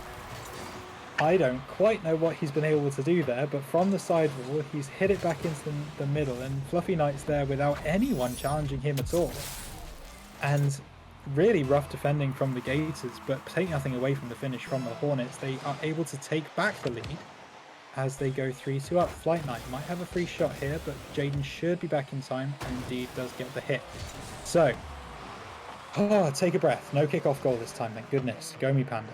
Going to try and get it past Dan. Does get the flick over him. Now trying to get it past Flight Knight. Needs to get it past him, and does, but Dan's back in a good defensive position. Gomi Panda trying to do it all himself, and unable to. Flight Knight in a bit of a rough position. If Jaden can read this one, he can't. I don't know whether he doesn't have the boost or what, but unfortunately unable to get the shot that he wanted from there. Gomi Panda able to turn quicker than Flight Knight, and he is going to be able to convert that chance. 3-3 with a minute and 17 seconds gone, as these teams just continue to go back and forth and back and forth. Come on, chat. Let's absolutely heave for this game 5. I want to see messages. I want to see support. I want to see whatever you guys can give to this game 5. It's going the distance as Jaden manages to get the save in the midfield. And now Flight Knight bringing this one over the top of Gomi Panda. Good save from Jaden. He's going to prevent the Hornets taking back the lead. Now Dan plays this one off the back wall. Gomi Panda needs to read. Doesn't. Dan plays it back to Flight Knight. Flight Knight can't read bounce. And now the Hornets need to try and get back control of this ball. They do indeed. Jaden goes for the challenge, unable to do so. Dan pinches this one over to the far side. Flight Knight not in a position to contest, and now the Gators might be able to put on some pressure of their own. Gomi Panda playing it down the left-hand side. Down with a stop. Gomi Panda's going to be up relatively early though. Fakes out the challenge, but it doesn't quite matter as the Hornets bring this one back forward. Jaden now. Dan trying to read where Jaden wants to put this. Almost did as well. But just not quite able to do so. Gomi Panda plays it past Flight Knight. There's a 2v1 opportunity now for the Gators. Gomi Panda trying to do it himself, but down with a save. And now it's a 2v1 for the Hornets. They try and go up the other end, but Gomi Panda is able to get control of the situation. More dribbling coming out from Gomi Panda. Flick over the top of Flight Knight. Can Dan make the save? Oh my goodness, he so nearly didn't. It almost flew into the top right-hand corner. Great save from Dan in the end. Now Jaden tries to get back control of this ball. Actually, he's going for some boost himself. Booms this one back down the other end of the pitch. Trying to get it off the back wall. Flight Knight with the save, though, means that it's a little bit messy, and Gomi Panda's not 100% sure on going for that 50. Now Gomi Panda's trying to bring this ball under control. Flight Knight not quite sure what he wanted to do there, but whatever it was, he wasn't able to do it. Now Gomi Panda flicks it up, looking for the aerial. Maybe for the pass to Jaden, unable to do it. And now the Hornets try and get back control of this game. Dan trying to play this one towards the Gators net, and good save from Gomi Panda prevents the shot going in.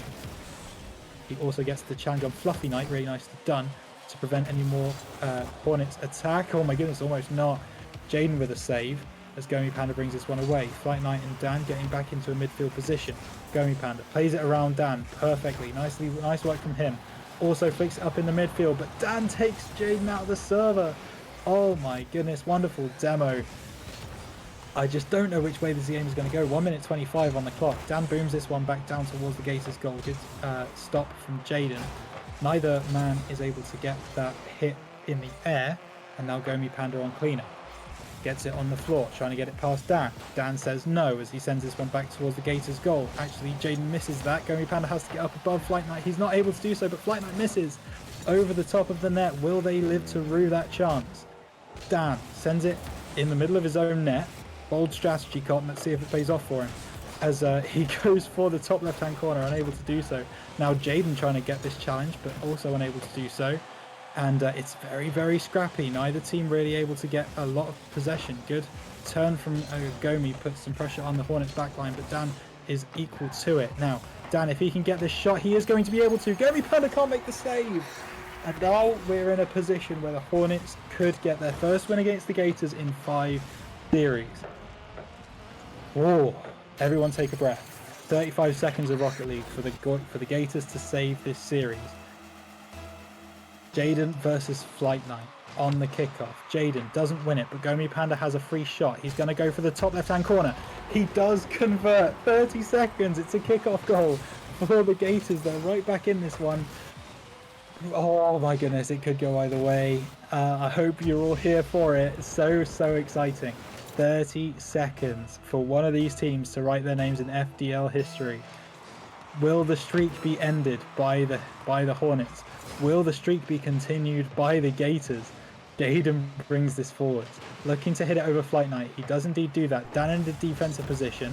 Gomi Panda doesn't hit that one on target, so he's not needed for the save. Dan bringing this one forward now, looking to the top right-hand corner. Does take Jaden out of the server, but it's not going to convert in a goal for the Hornets. 7 seconds. Dan trying to bring this one round. I think both teams probably looking for OT right now, as Gomi Panda now trying to keep this ball up, not able to do so. We are indeed in overtime. Next goal wins the series. It doesn't get bigger than this. Oh my goodness, it's a fake kickoff. It's a fake kickoff from the Gators. What were they thinking? Gomi Panda misses the ball on the kickoff. That is catastrophic for the Gators, not only for this game, but for their whole season. Oh my goodness, the Hornets win it in overtime with one of the most unfortunate kickoff goals you're ever going to see. But the Hornets won't care. They will take that win every day of the week. 5-4. Oh my goodness, if you're a Gators fan, that's got to feel pretty rough for you. But Game 5 OT, we take those all the time. So very, very close game coming out from both of these fantastic teams. Now, we do have time to bring the Hornets in for a post-game interview if they are willing. So if you know the Hornets, try and get them into our waiting room and we will try and get them in.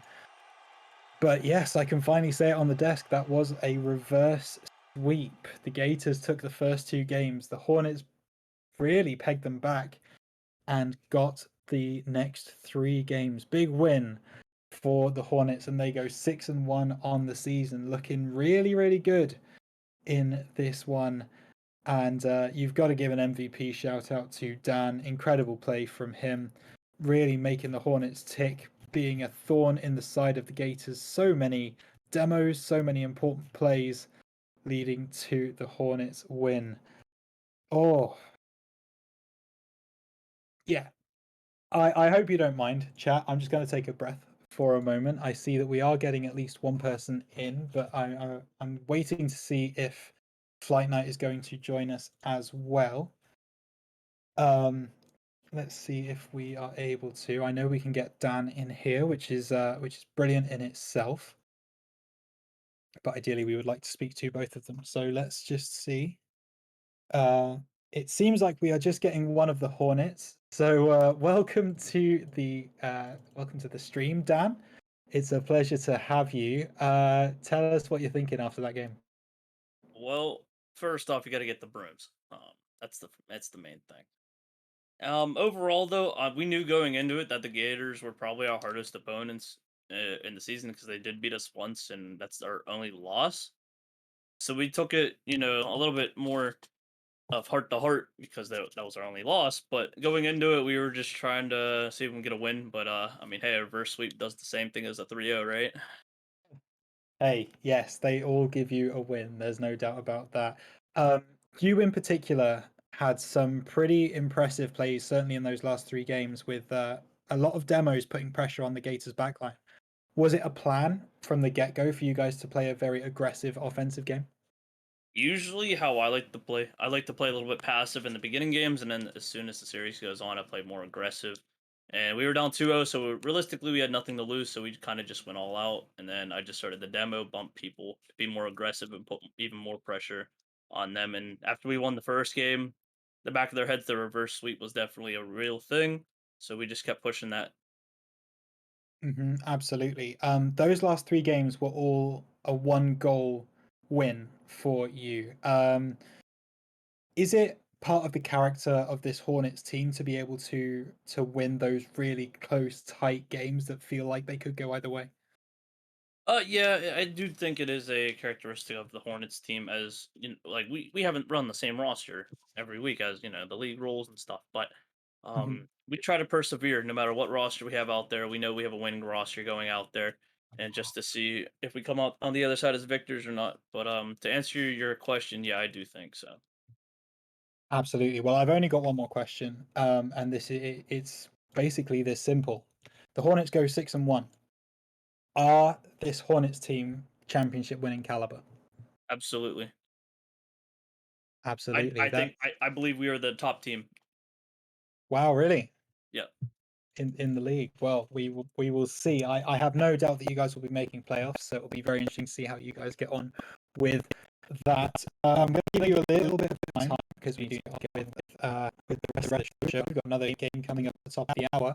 But very quickly, if there's anything you'd like to say to the FDL community, anything you would like to bring up, please do now. Watch out, Expert League coming for you.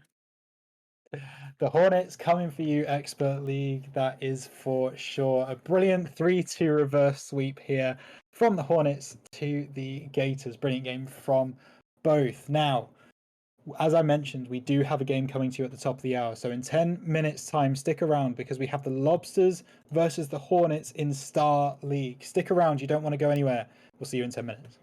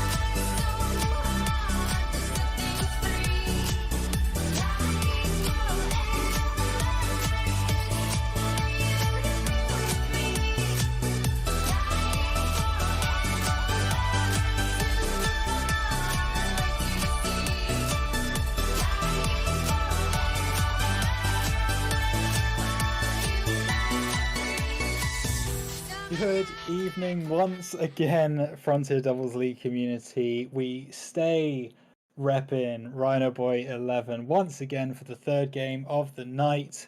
Don't worry, you will be rid of me very, very soon, I promise. So now we have a Star League matchup. We have the Lobsters taking on the Hornets, and I am getting word that someone on the Hornets is going to play their very first game of the season. That's right, it's going to be Bondo. So Bondo stepping into the server for the first time this season. Looking forward to seeing what he can bring to this Hornets team, who are currently 4-2, having a pretty good season, but also having a good season in their own right is the Lobsters on the other side. They're currently 3-3, looking to bolster that record as well. So a best of 5 as per usual. We will see how things shake out. Rhythm and Jaquiddle are your Lobsters for this evening, taking on Brudder and Bondo. We are going to jump into the server. Jaquiddle and Bondo going up for this kickoff. Jaquiddle does win it. Rhythm thinks about going for that challenge, but ends up thinking better of it, and now the Hornets are going to try and get some control, but Bondo puts that one into the corner. Jaquiddle's quickly on it, sending this one back towards the half of the Hornets. He actually tries to get that shot off in the corner. Jaquiddle hits the post and it just bounces out. Unlucky from Jaquiddle as Brudder tries to bring this one forwards now. Jaquiddle with a good read.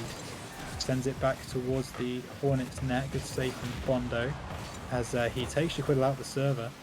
And Rhythm trying to get control of this ball. Does get over the top of Brudder. That ball is destined for the bottom left-hand corner, but isn't able to find it thanks to a Bondo save. Now Bondo puts that one in the back wall. Brudder's going to be there on the return. Rhythm needs to make a save. He's not able to do so. Brudder gets the first goal of this series.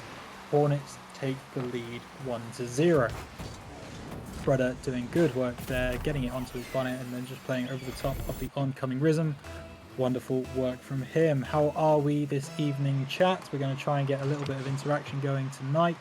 So I see we've got Street in chat, we've got Semphus in chat, we've got a few people. So give me a shout out. Where are you watching from? Who are you supporting? Let's hear all of that as Bondo is able to convert a second goal for the Hornets. Brudder is able to convert a second goal for the Hornets.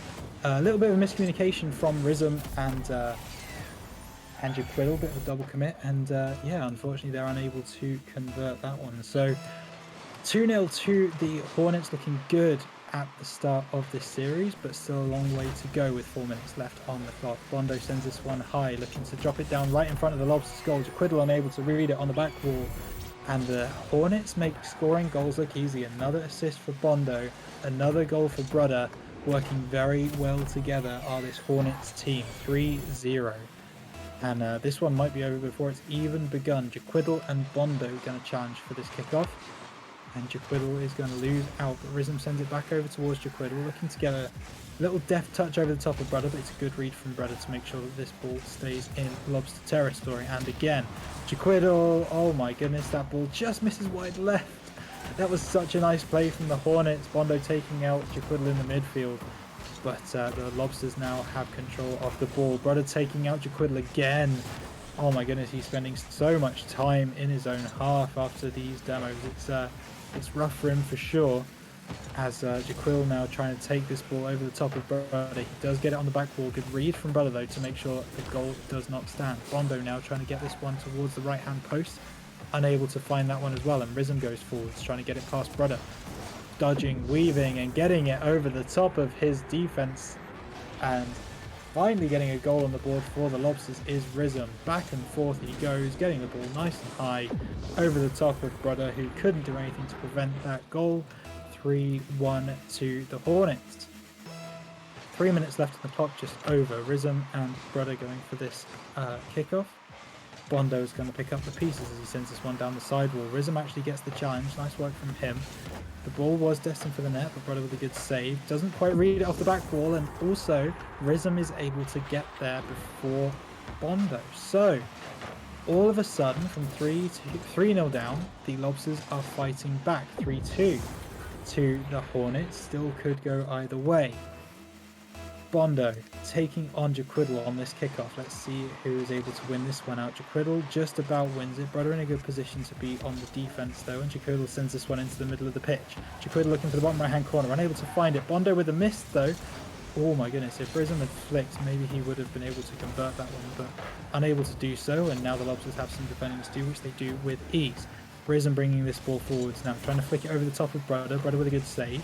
Going to drop in front of the Hornets net, but Bondo with the clear is going to mean that Risen has to pick this ball up on midfield. He does just that. That ball is dropping in a really dangerous position, but Jaquiddle is not in a position to capitalise on it, and now he has to bring this ball away. Does just that. Good read from Brother on the sidewall. Ball keeps the pressure on this Lobsters defence. Another hit in the air means that he continues that trend. Bondo challenging on midfield over the top of Risen. Nice work from him, but Jaquiddle should be in a position to get rid, and does. That ball could be looking to find the net of the Hornets. It's just going to get saved by Brother though. Good positioning from him. Risen.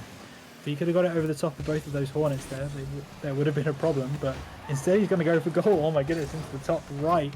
Going to miss just about, but close one from Risen, showing what he can do in the serving end. Jaquiddle plays this ball up, looking for Risen, his teammate in the midfield. It's just in front of him. Risen can't get there, and now it's panic stations for the Lobsters, but Brother should be able to go up the other end and convert. Double commit coming out from the Lobsters. They really needed to score that one. Weren't able to, and the Hornets extend their lead 4-2. Now, Brother and Bondo looking to really cement their win on this particular game. But still time for Risen and Jaquiddle to come back in this one without question. Brother trying to play it past Jaquiddle, unable to do so. Good defensive work from him. Jaquiddle now trying to find his teammate, or actually he might go alone here, looking for the flip. Wonderful mechanics from Jaquiddle off the roof. 1 minute 20 left on the clock, and still time for the Lobsters to bring this one back. Good flip from him. Getting it over the top of Bondo, finding that right hand post, and just the ball nestling in the bottom right hand corner.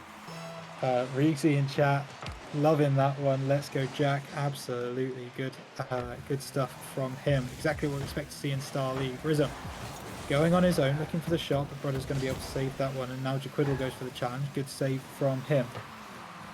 Bondo gets this one under control. Actually, Jaquiddle's going to go for a shot. Bondo gets the save. He can't get the second one though. Risen converts, and it's a tough one to take for the Hornets, but so much defending for them to do. Eventually one is going to stick for the Lobsters, and that is exactly what happens as Risen converts. 4-4 with 1 minute left on the clock. Bondo and Jaquiddle going for this ball, and Jaquiddle loses out, but Risen in a good position to maybe get this one away.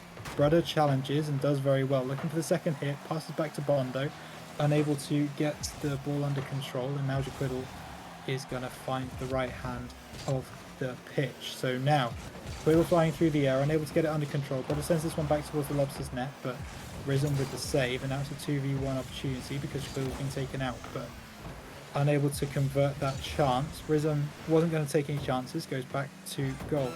Brother gets this one under control, looking to do it on his own. Flick it over the top of Risen, but good save from him. Jaquiddle needs to get up early to get it over the top of Bondo. Bondo hits off the back wall, but unable to convert any further than that. Brother stops a counter-attack from the Lobsters. Now he sends this one back in towards the Lobsters net, unable to do that.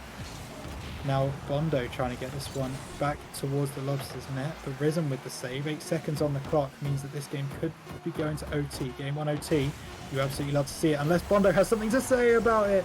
Bondo with 2 seconds on the clock is able to convert that Brother shot. Jaquiddle not able to get up quick enough, and it looks like the Hornets have just about done enough to get this win. We'll see if they're able to keep the ball on the floor from kickoff. Brother and Risen going for it.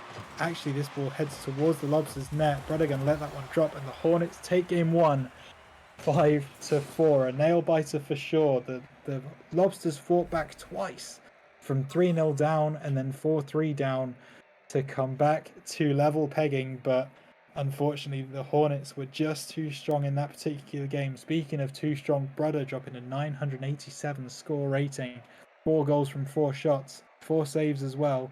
He was everywhere on the pitch, and showing exactly why he's that 15-1 Sal. Wonderful work from him. Risen putting up numbers on the other side as well for the Lobsters, doing very, very well for that team. Um, and what we have here is we have set up a wonderful game of Rocket League, a best of 5 series. The Hornets take game 1, but there is so much more to be played, and the Lobsters are not going to go down without a fight. That is very, very clear from game 1. We have a few people in chat, Yusef and Little Big, clearly cheering for Rhythm. Wonderful stuff.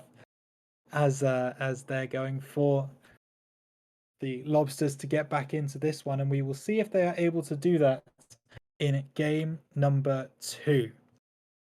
Bondo and Brudder taking on Rhythm and Jaquiddle. So let's see who's able to get the best of the other in this game number 2. Bondo going for a kickoff goal. Rhythm should be there on the save, and is. That was very, very close on that one, but Rhythm, good awareness from him. Now he's going to try and score a goal of his own, sending it back towards the Hornets net, but unable to do anything there, and Brudder's going to bring this one forward. Jaquiddle on the wall. Actually, Rhythm's going to go for that one. Bit of a double commit coming out from the Lobsters, but it works out for them. Rhythm finds Jaquiddle. Jaquiddle now playing it on the left-hand side, looking for a goal, but Brudder is going to be able to clear this one away. Rhythm, good challenge on the wall, means the ball is kept in Hornets territory, but it's not able to stay there. Jaquiddle bringing this one forward, trying to get it round Bondo. Good challenge from him, means that the Hornets now have control of this one. Gets it over the top of Rhythm. Good read from Brudder, is going to be able to convert the first goal of this game. And just like in the first game, Hornets take the lead. Bondo with a good play over the top of the Lobsters backline. Brudder is able to convert even after Rhythm had a good read on it. Just couldn't quite get the hit that he needed to clear the ball. 1-0 to the Hornets. Brudder and Jaquiddle going for this one. Brudder just about wins it out, and Bondo gets it into the corner. Now trying to get it past Rhythm. It does, but Rhythm's looking for the clear and does get it. Brudder's up ahead of Jaquiddle, but just hits the crossbar. Unlucky from the Hornets' attack. Means that they are now going to have to do some defending. Bondo misses that flick, but Brudder keeps the pressure on, looking to maybe take Jaquiddle out, but instead ends up hitting the ball back towards his own half. Probably not what he wanted to do, as Rhythm takes this one into the midfield. Jaquiddle looking for the shot. It's going to miss on the crossbar. Jaquiddle unlucky, and now both teams have had a bit of unfortunate turn of events as Brudder goes up the other end and he converts. A little bit of over-aggression coming out from the Lobsters means that the Hornets take advantage. Brudder with a good shot into the bottom right-hand corner, good placement, and they go 2-0 up. But of course, this is what happened in the first game. The Hornets took an early lead and the Lobsters came back, so there's nothing to say that this can't happen again. Brudder sends Jaquiddle back to the Shadow Realm, my goodness. Sends him flying back to his own half, as the Hornets now trying to put some more pressure on this Lobsters defense. Rhythm though gets it under control, good work from him. It's a 2v1 situation. Rhythm trying to get it past Brudder, good defense from him. Jaquiddle looking for the left-hand post, but again unable to do so. Just not finding a shot on target, Jaquiddle, yet in this game. Bondo and Brudder both going for that one, but in the end it misses wide left, and now Brudder trying to put pressure on Jaquiddle. He does enough.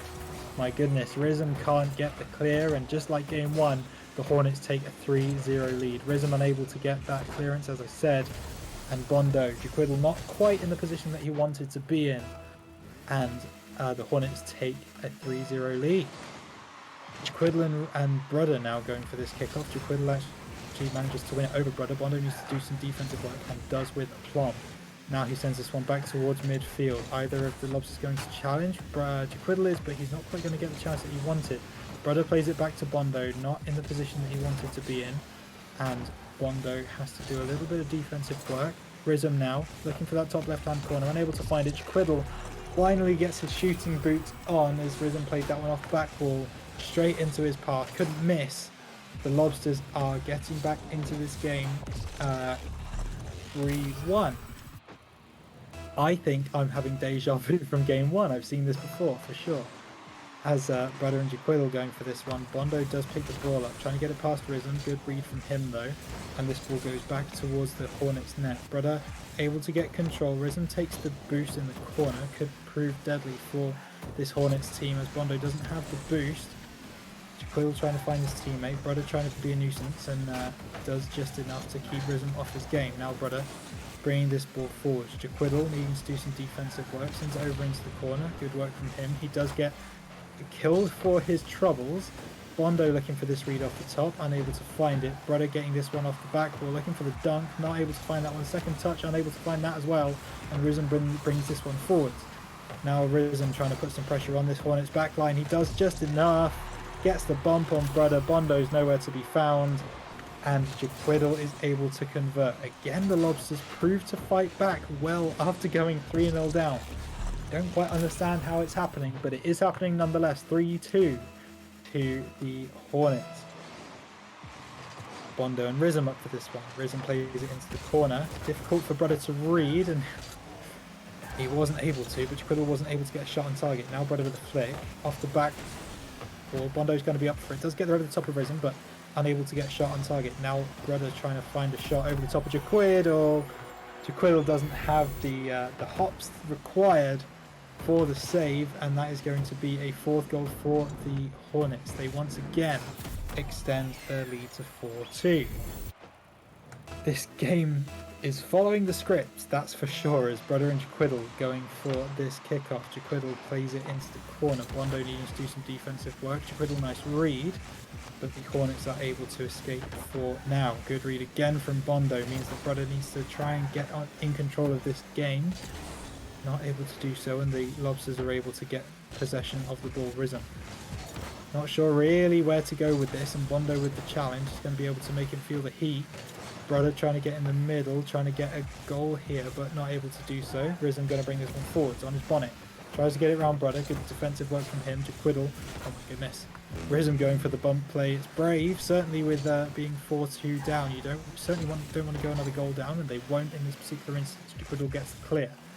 Now Brother needs to get this ball under control. He does. Plays it off the back wall, looking for a second touch. It's going to drop right in front of the Lobsters net. Oh, unable to find it. Unable to get that read. And another play off the back wall is difficult for the Hornets to control. And the Lobsters doing just enough to get the save. 30 seconds on the clock for the Lobsters to try and get 2 goals to bring this game back into contention. But it's looking more and more unlikely as the ball spends more and more time in the Lobsters' half. But now they get it clear. Bondo looking to try and get this one back to halfway. Jaquiddle with the challenge. Rism's in the midfield. He's definitely going to be the first up for this one. Good double save coming out from Bondo and Brother as they combine to get the ball clear. Now the Lobsters might try and boom this one back, but the Hornets are in a good position. Actually, Jaquiddle's going to look for the top right hand corner. That one's going to fly in from midfield. 5 seconds on the clock. There is time. Going to be tight. There certainly is time. You're not going to get more upper 90 than that shot from Jaquiddle. Wonderful placement from him.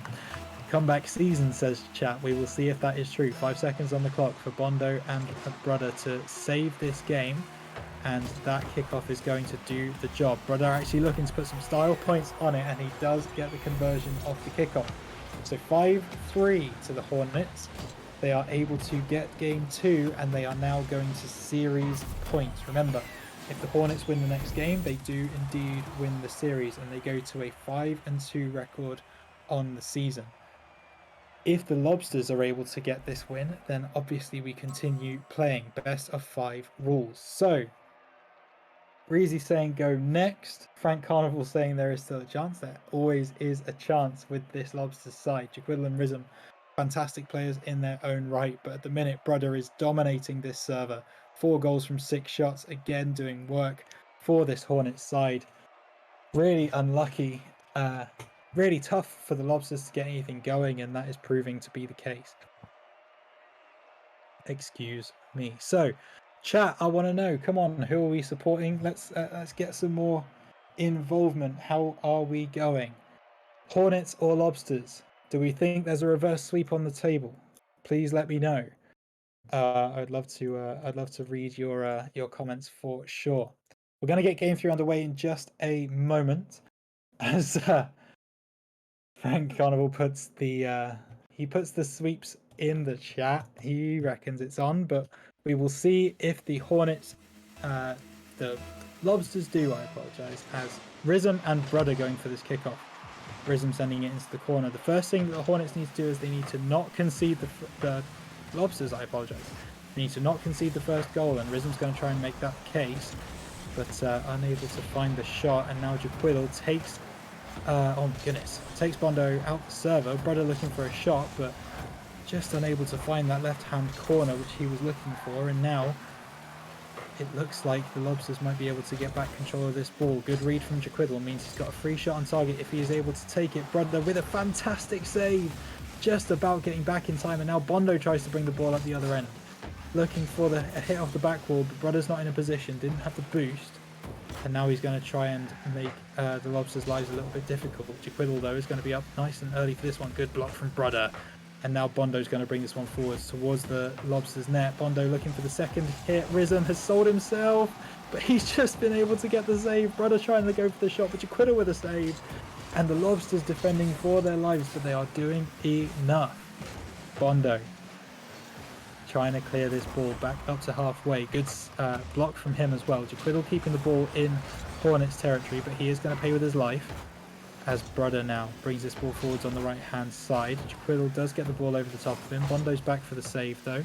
Jaquiddle looking for a second shot, looking to score, but that one's going to be saved by Bondo again. Good save from him.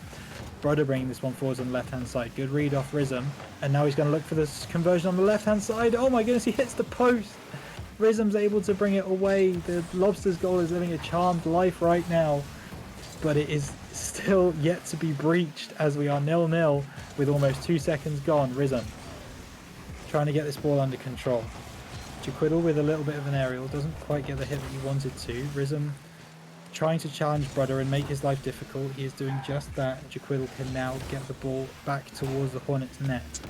Rizm playing this ball in towards the middle. Oh my goodness, Bondo leaves that one. Brave decision, but Brother's in a position where he can challenge, so no worries at all. And now Jaquiddle bring this one forwards. Actually, Bondo, that's a fantastic 50 win.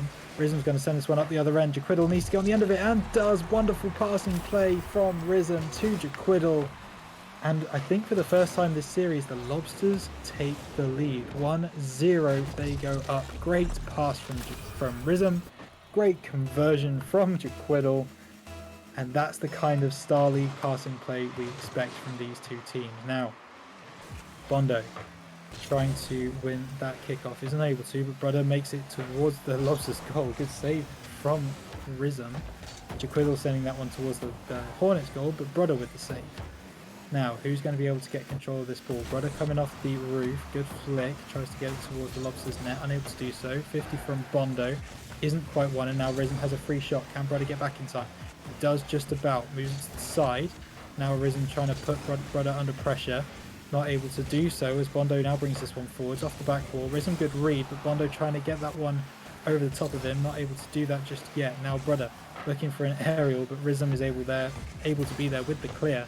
Bondo emphatically sends it back towards the Lobsters' net though. Looking for the bump on Jaquiddle. Does get it. Now, oh, Rizm with the fake. Sold, Brother. Brother, please pick me up a Kit Kat from the local supermarket. My goodness, absolutely sent him to the shops. As Rizm shows that there is still a fight left in this Lobsters team. And they go 2-0 up. We've seen comebacks for sure. Axel's broken indeed, my goodness. As Rizm is going to bring this one forwards, trying to put the exclamation point on this game for the Lobsters. Jaquiddle sends that one towards the net, but not quite going to find its home, and now Brother trying to bring this one forwards. Rizm takes Bondo out in the right hand side, and Jaquiddle with a good read is really putting himself about in this game, being a lot more aggressive than he was in games 1 and 2, and it's paying off for them. Rizm, 2 fantastic blocks from him. He's going to really put this defense of the Hornets under pressure, but now Jaquiddle needs to get it over the top of both Hornets. Gets it over the top of one, trying to get it over the top of 2 now. Brother on the retreat and is able to get the ball back towards halfway. Rizm looking for a shot, but that one's going to miss wide left, and Bondo gets it under control. Brother playing it in the corner. Now Bondo trying to get atop of Rizm. He is able to, just misses wide left.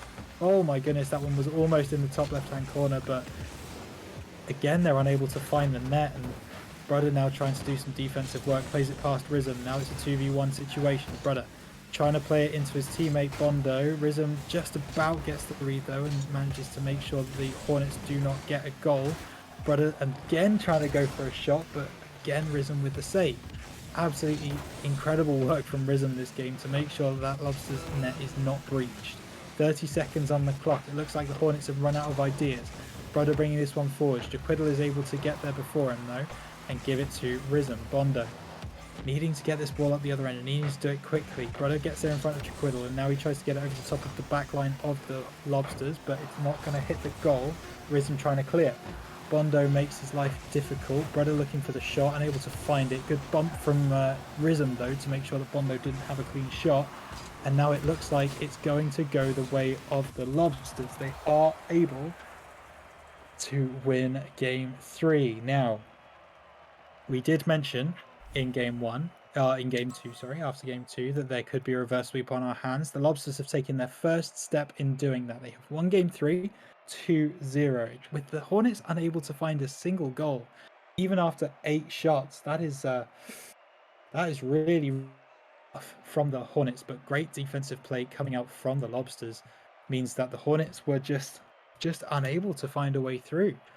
And a switch in play from the Lobsters, a bit more aggressive, a bit more in the face of the Hornets back line, means that they are able to take game 3. Let's see if this trend continues moving forwards into game number 4. My goodness. Let me know, chat. Reverse sweep on or not? What do we think? Reverse sweep, yes or no? Let's see what we think. I'm interested to see what the chat thinks as we move into game number 4. Remember, the Hornets win this game, the series is over. They take it 3-1. If the Lobsters win, then we are going to a game 5. Frank Carnival wants the reverse sweep for the content. Breezy absolutely wants a reverse sweep. We seem to have a very Lobster-based chat in games, in chat even. So they're not going to be particularly happy about the fact that Bondo has just been able to read Jaquiddle on the sidewall and convert that one for a Hornets 1-0 lead. Game number 4. Hornets taking the first step to winning the series. But there is still a lot of Rocket League to be played. 4 minutes 48 on the clock. Bondo plays that one on the back wall. Jaquiddle's going to be up for it. He's going to look for the shot. Bondo gets save. He's going to drop in an awkward position, but Brother's going to be able to clear this one. Now, Bondo trying to read that one off the back wall. Rhythm gets there first. And now Brother actually goes for that challenge, which could spell trouble for the Hornets. Rhythm trying to find his teammate. No, he's going to go alone over the top of Bondo without any problems. And we are back tied up 1-1. Brother with a really interesting challenge there. I don't know why he went for that. I think he should have stayed back on defense, but that mistake does come back to bite them, and the Hornets are able to convert 1-1. Bondo and Jaquiddle going up for this one. Bondo looking for that second hit, but Rhythm's going to emphatically send this one back up the other end, and now he's going to look for that second hit as well, but that one's not going to be goal. But Brother bringing this one around the sidewall. Jaquiddle beats both Hornets to it and puts them under pressure, but unable to do more than that. Bondo sending this one back towards the Lobster net, playing it off the back wall. Rhythm, good read. Brother going to be there though on the side wall to keep the pressure on this Lobster's defense. Now Jaquiddle versus Bondo. Jaquiddle is able to get it over the top of Bondo. Bondo with the return gets it back into a position where the Hornets could take advantage, but Rhythm, good read from him, and he's able to send it back up the other end. Brother with a fantastic save though. Can he make it stick? He can't. Jaquiddle bundles it over the net. And oh my goodness, good save initially from Brother, good read, but are just unable to make it work with the return, and that's just the way it is sometimes as Jaquiddle makes it count 2-1 in favour of the Lobsters. Currently looking like we're going to a game 5, but there is a lot left in this game for sure. Rhythm and Jaquiddle get there. The messages mixed a little bit, and Brother takes Rhythm out the server. So now Brother is trying to find his teammate in the midfield, but Rhythm gets back in time to say no. Rhythm trying to get it past this Hornets back line. Jaquiddle gets up nice and early. Brother with a save. Rhythm's going to be there on the hit. That one might just drop, but not quite. Bondo with the save. Now Brother sending this one forwards. Jaquiddle on the side wall now. Going to get there before any of the Hornets actually whiffs that one, and that could lead to real problems for the Hornets, for the Lobsters defense. Bondo looking for the shot. Brother might just get up in time. He's not going to get it there before Jaquiddle though. Good save, atoning for his mistake. Now Rhythm bringing this one forward. Bondo beats him though, and now it's a 2v1. Bondo and Brother taking on Jaquiddle. Jaquiddle misses it in the air. Brother gets up, but Rhythm gets back in time. Good recovery speed from him to make sure the Hornets weren't able to score. Oh my goodness, that one catapults off the crossbar. Bondo wants to try and convert this one. Rhythm gets the save. It's on the goal line. It just needs a bit of air to blow it over. but not quite able to do so as the Hornets continue to pressure this Lobsters goal now. Brudder trying to get it past Jaquiddle. Jaquiddle, good read off the sidewall. Now Jaquiddle bringing it forwards. It's going to go up in favour of Rhythm, but Brudder actually brings that one away. He doesn't really want to hit this again, but he does get the second hit, and he does convert a goal into the middle of the net. 2 minutes 16 on the clock. We are all tied up at 2-2. Oh, Frank says, breathe, fellas, breathe. I'm having trouble doing it, but I will try and take that advice. Bondo and Jaquiddle going for this kickoff. Bondo is able to win that one. Looking for the second hit as well. Does get it. Trying to get it around Rhythm, and he is actually able to do that. Brudder with the shot is going to flip this game on its head.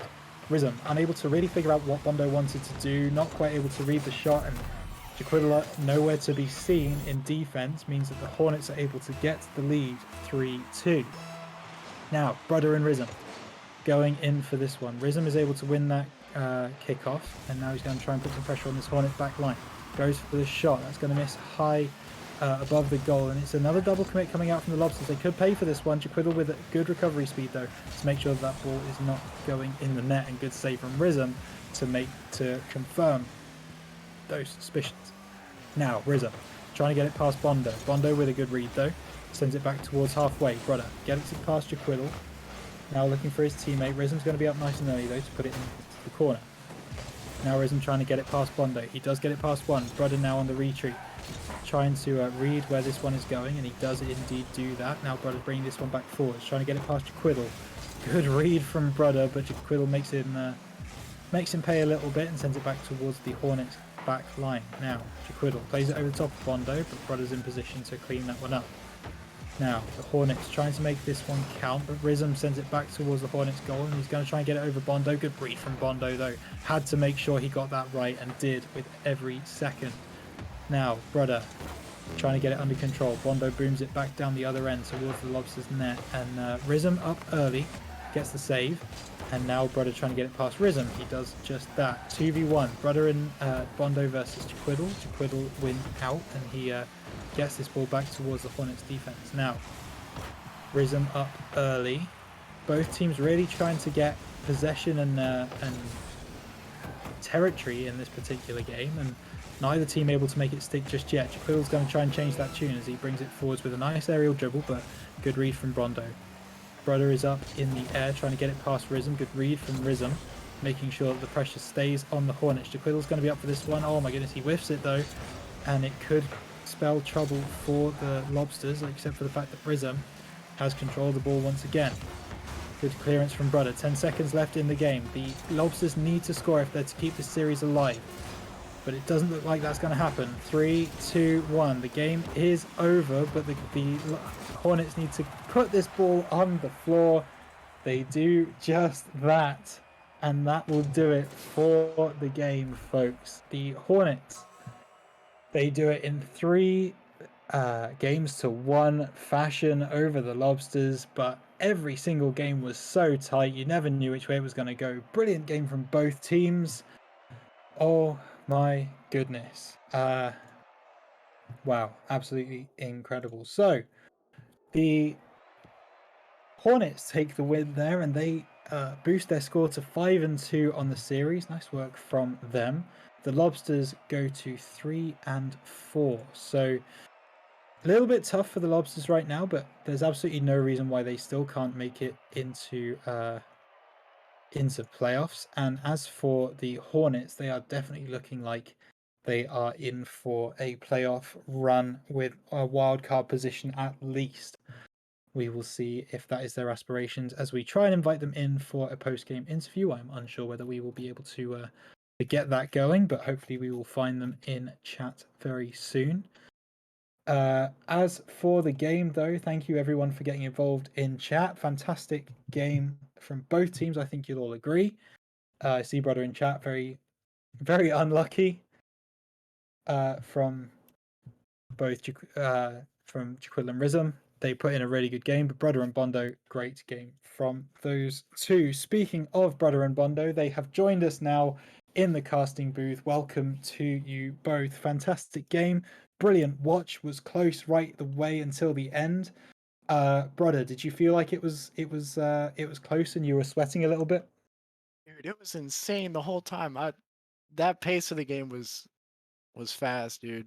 And I was getting like excited, and then some of my adrenaline would lead to me missing a little bit, but I I had a lot of fun that series. I will say that I had a lot of fun that series as well. Thank you very much for the show. Bondo, it was a tough game. You came through it. What do you think it was about your performance today that got you that win? Just eating all this lobster, man. The lobster's just good. I don't know. Brother being there all the time. I mean, I just would lob it up and he's just there to score. So it's just brother being where he needs to be. Brother being where he needs to be, absolutely, brother. You were where you need to be a lot of the time, but so was Rhythm on the other side, really putting in some defensive display for you for the Lobsters team. Certainly in that game three, it felt like there was a little bit of frustration as the ball just wouldn't cross the line for you guys. Did you feel that? Dude, I was trying to make any sort of pass play happen, but Rizm, like you said, he was just there every time. I would try to pass to Bondo. Bondo would try to clear it up and out, but either Rizm or Jack was there midfield, and I was like, oh brother, just can't seem to get any traction. Like they picked some up. Absolutely. Well, yeah, it was a tough game three. We do have to talk to Bondo though, because this is a moment that the league has been waiting for a very long time.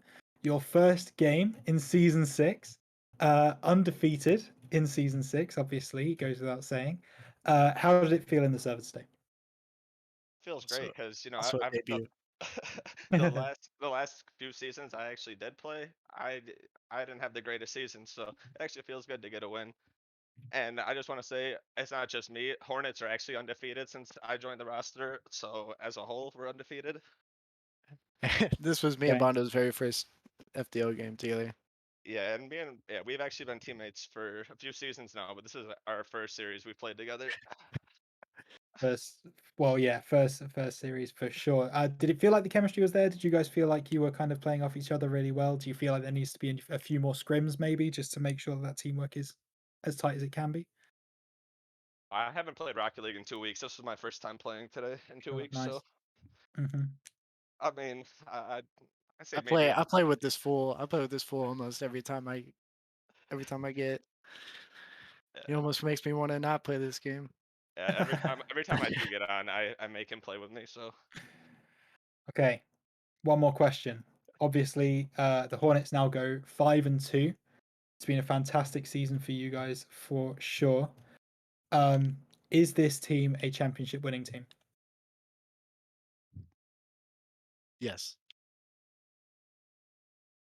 You heard it here first, ladies and gentlemen.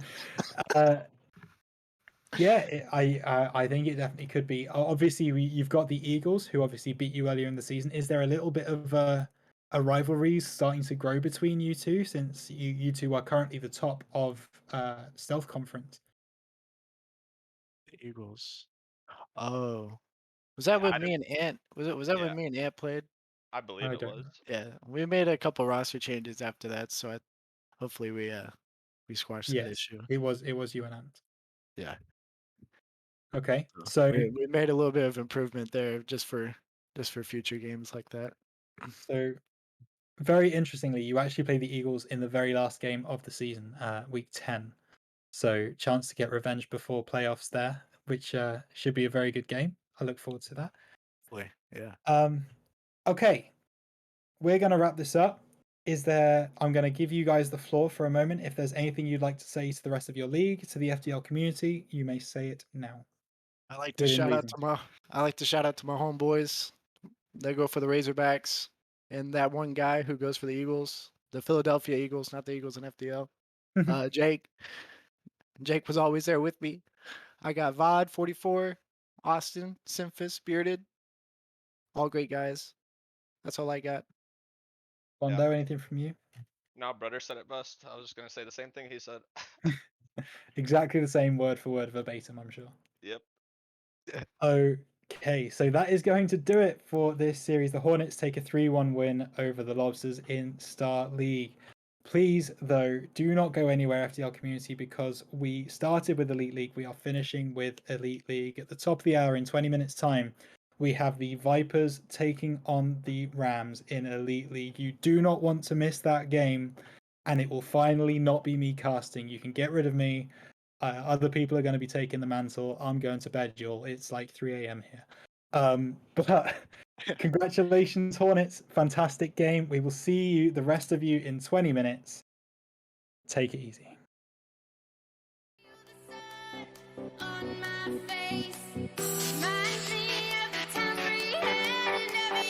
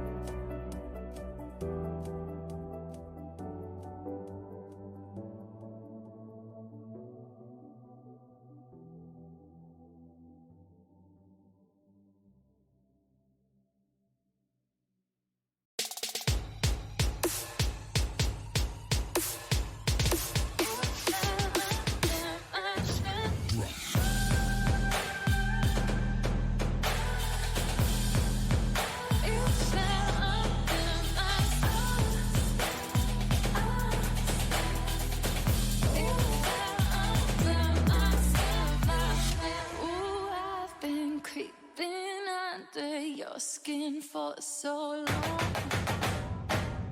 Oh, I am in your head, so tell me, is it wrong? Oh, you fell under my spell, so well, so well. Oh, you fell under my spell, so well, so well. You fell under my spell, my spell. You fell, my spell, my spell. You fell under my spell, my spell.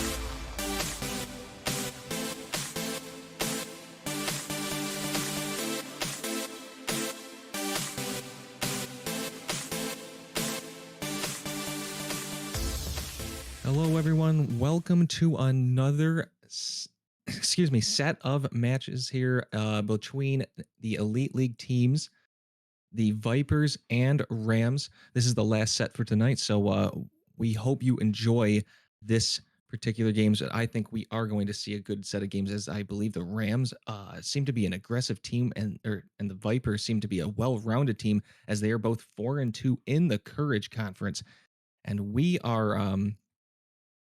Well, we're definitely looking forward to some games here. I believe everybody is ready to get in this game. We're going to try to start as fast as possible. And I hope for those of you in the stands and in the fans are watching, please let us know how you feel about this set of games and where your loyalties lie. We are about to join this game. Thunder is in, J-Dubs on the Rams. Sorry, Thunder on the Vipers, J-Dubs on the Rams, Sniz and Prosperity on the Vipers and Rams, respectively. And these are going to be the starting lineups for both teams. Excuse me, ladies and gentlemen. Sniz going to take this off the kickoff, come off the back wall or side wall, try to make an air drag and go down with Prosperity there. Nice and easy. Thunder going to take this away into his own corner. Moving up on it and taking it nice and easy, as J-Dubs played very far back. Can't quite dribble around J-Dubs, but the 50 is one. Sniz going to leave it. Now playing a little aggressive on Prosperity, as Prosperity backs off a little bit, as both teams playing each other out right away. But a nice little deflection going to the opposite side. That is going to stay wide. Prosperity goes away from it as well, as Thunder's able to get it away. Prosperity actually taking it from Thunder there, trying to make a play on it. Sniz with a good defensive job and giving it to Thunder, who unfortunately gives it to Dubs off of a touch. Thunder trying to give Sniz nice pass. Prosperity there, but cannot make the play. Upper 90 and hitting the top right corner is Sniz off a nice pass from Thunder, getting Prosperity to not have enough on his jump and making a first goal of this series. Vipers lead. We got a Let's Go Vipers in the chat, ladies and gentlemen. Here we go. Dubs going to keep it into the Vipers corner, trying to get up back wall. Sniz going to deflect it up, getting away from Prosperity. Prosperity missing it. Sniz going to get it into the Rams corner, and Sniz trying for a shot on goal. It's going to just be a little too high, and Prosperity taking it around Thunder. Can he get it back? Nice save by Thunder as Prosperity goes for goal. Dubs taking it back into the corner, trying to be aggressive, but Thunder there to win that one and get it the opposite side. Prosperity trying to make a fake challenge, does succeed, and Dubs getting it into the corner. Prosperity going opposite side and cannot get anything off of this. Sniz trying to take control. Sniz going up in front. Thunder with a thunderous hit, but Prosperity with a great save. And that ball is going to be deflected right back into the Viper zone. Prosperity trying to take it away from Sniz. That's going to waterfall, but Thunder there again to save that one. Thunder trying to catch it, going up the sidewall, and J-Dubs winning that 50. J-Dubs going to try to pass it. Sniz going opposite side, but Prosperity's there. This is a little bit dangerous, as Sniz going over and Thunder catching it going opposite side. J-Dubs trying to get that one. Doesn't. Thunder trying to win this one. Sniz going up for it, air dragging. And Prosperity with a nice deflection away, and J-Dubs finishing that one, and this ball is going to hit opposite side and make sure somebody has to go for it, as J-Dubs missing that one. Thunder trying to make a play. That ball's going to get hit towards the side. Prosperity trying to win that one, and does, making it a little bit more difficult. Thunder trying to pass it to Sniz, but J-Dubs reading that one, and that ball's going to go into the right side, and that is a tie ball game with 2 minutes and 36 seconds to go here in this first game. So right off the bat, both teams feeling each other out. I believe that both teams playing very well. Not too much good defense. Still definitely feeling each other for the first entire half. And there is a little bit of aggression picking up, as J-Dubs hitting this one off of the kickoff. That's going to be saved by Thunder. And that's another shot attempt by Prosperity, but another good save by Sniz, who was front post right there. That probably would have gone in had he been too far back. Sniz trying to move up on this. Prosperity and J-Dubs trying to take chase. Prosperity, nice little clear to get it away from Thunder. Thunder and Prosperity missing it. Thunder trying to pass it to Sniz, but that's not going to be what they were looking for. Prosperity winning this one, but trying maybe for a back pass. J-Dubs hitting it towards the side. Thunder there deflecting it right towards Prosperity. Prosperity open net, doesn't get that one on, and that is a little too high, although trying to get the double tap. Nice read and save by Thunder. Prosperity keeping it in, though, and keeping it out at the same time. J-Dubs can't quite read Snizz's play. That's going to be another hit by Snizz, rolling up while Thunder coming for it. Trying to make a shot, and then Prosperity and J-Dubs both there for that save while Snizz stayed back. Snizz trying to carry it opposite side. J-Dubs there with a great read again. Good aggression, taking the lead. 1:26 to go in this game. And right now, J-Dubs has been doing a great job reading those type of plays and taking advantage of it. And that aggression has paid off really well as they have the lead. Snizz and Prosperity meeting. Snizz winning that one. Nobody going for it. No Thunder actually going for it. J-Dubs getting the save. That was definitely another thunderous shot. I'm beginning to understand why they have that name. Snizz trying to bully their way into the goal. Can't get it as Thunder moves up. Trying to be a little bit more aggressive with a minute to go as Thunder gets to the opposite side. And nobody there. J-Dubs not going for it. Snizz has a chance here. Looking for a flick. Does get the flick, but it's going to be an easy save by J-Dubs. It's going to be time for Snizz to hit it. Thunder going for it. Met by Prosperity. That's a 50. Nobody wins. And that is maybe a shot by Snizz on goal, but that's going to be a little too inside as Thunder trying to keep it in. Prosperity hitting it back, but and a good save right there, and clear, and shot on goal by J-Dubs. Good job getting back by Snizz. Thunder trying to do something, getting it across. Snizz going for it, getting in front of J-Dubs, coming off the ceiling. Can they get the flip reset? And they do, and they get it around Prosperity. J-Dubs too late to get back, and they tie this game up with 25 seconds to go. What a play here by Snizz. Great move, hitting it back right into the middle. Prosperity not able to read that one fast enough, and wow, we have a game, ladies and gentlemen. Everyone for this Sunday night game, the Elite Squads. Snizz winning that one 50, taking control, dribbling up, having a flick, maybe getting it in there, and Prosperity trying to read it, but Snizz coming flying in. I think they were maybe trying to regain some momentum. Yeah, trying to musty save a little too late, and a good job by Snizz keeping it low. What a read, and a 3-2 lead. Dr. Seuss. I'm so sorry. Snizz, I'm not that sorry. Snizz going to go for some sort of play, keeping it inside the Ram zone, but a good 50 win by J-Dubs to get it towards the Viper side. That ball's going to hit the ceiling. Viper trying to keep it in. No, Dubs with a good aggressive play, trying to get something going. Snizz with a win. Can Prosperity get underneath it? Does not. And the Vipers take the first game 3-2. Ooh, I loved what I saw by J-Dubs, but the Vipers were able to come across late in that game and really take it to him with some good play, good solo plays. Now this next game is going to be a little different. They're going to probably be a little bit more aggressive on those solar plays, and the Rams J-Dubs had some good reads. What I loved it when the play started to get a little bit volleyballish, and the Vipers started to get a little bit on their heels. They moved forward, got aggressive, and took the ball right out of their hands. Great reading. So I do not see the Vipers running away with this. The Rams really have it in their bag, and both teams have plenty of time here to make this an excellent series. Brutta G, thank you for saying hi. Welcome. I saw your games earlier. You guys played wonderful. Everybody has been doing a great job, and the series have been awesome. Rhino Boy, also 3 casts earlier, and Ponzi kicking butt here, streaming. Gotta give them props. Ladies and gentlemen, keep it up. And we do have the chat keeping everybody happy. Let's everybody, yes, Ponzi, big W. Let's everybody give a shout out for the streamers. They do not get enough credit. They do provide an excellent show.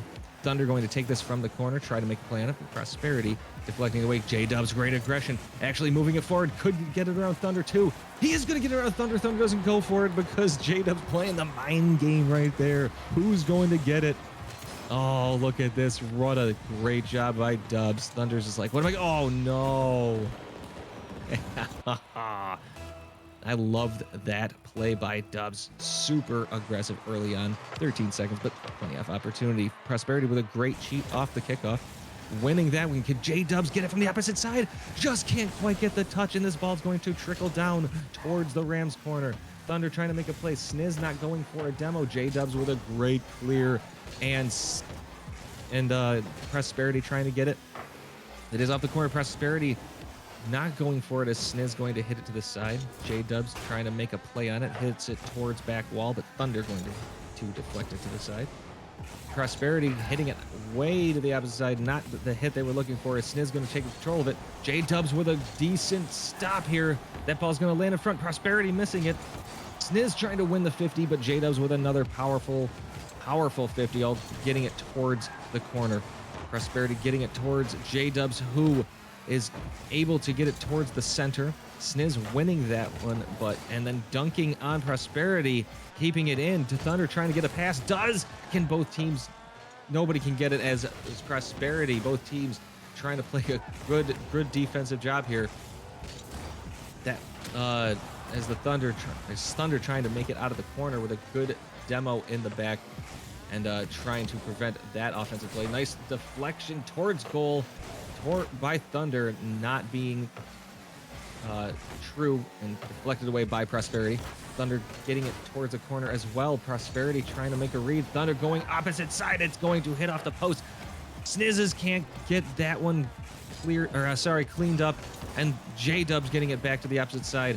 But this one also not going anywhere. As Prosperity winning that one, going off back wall. Can they get that read? Does hit off the ceiling, but J-Dubs playing far enough back. J-Dubs can't quite get that one as Sniz floats it over him. And unfortunately, even though J-Dubs was pretty far back, couldn't quite read this nice hit. A little too late, and we have a tie game. 3 minutes to go in the game. All right, ladies, gentlemen, Rocket Leaguers of all ages, everyone who wants to play FDL.GG, join up. Prosperity, the great save by Thunder, trying to make a play, but Sniz there for the cleanup.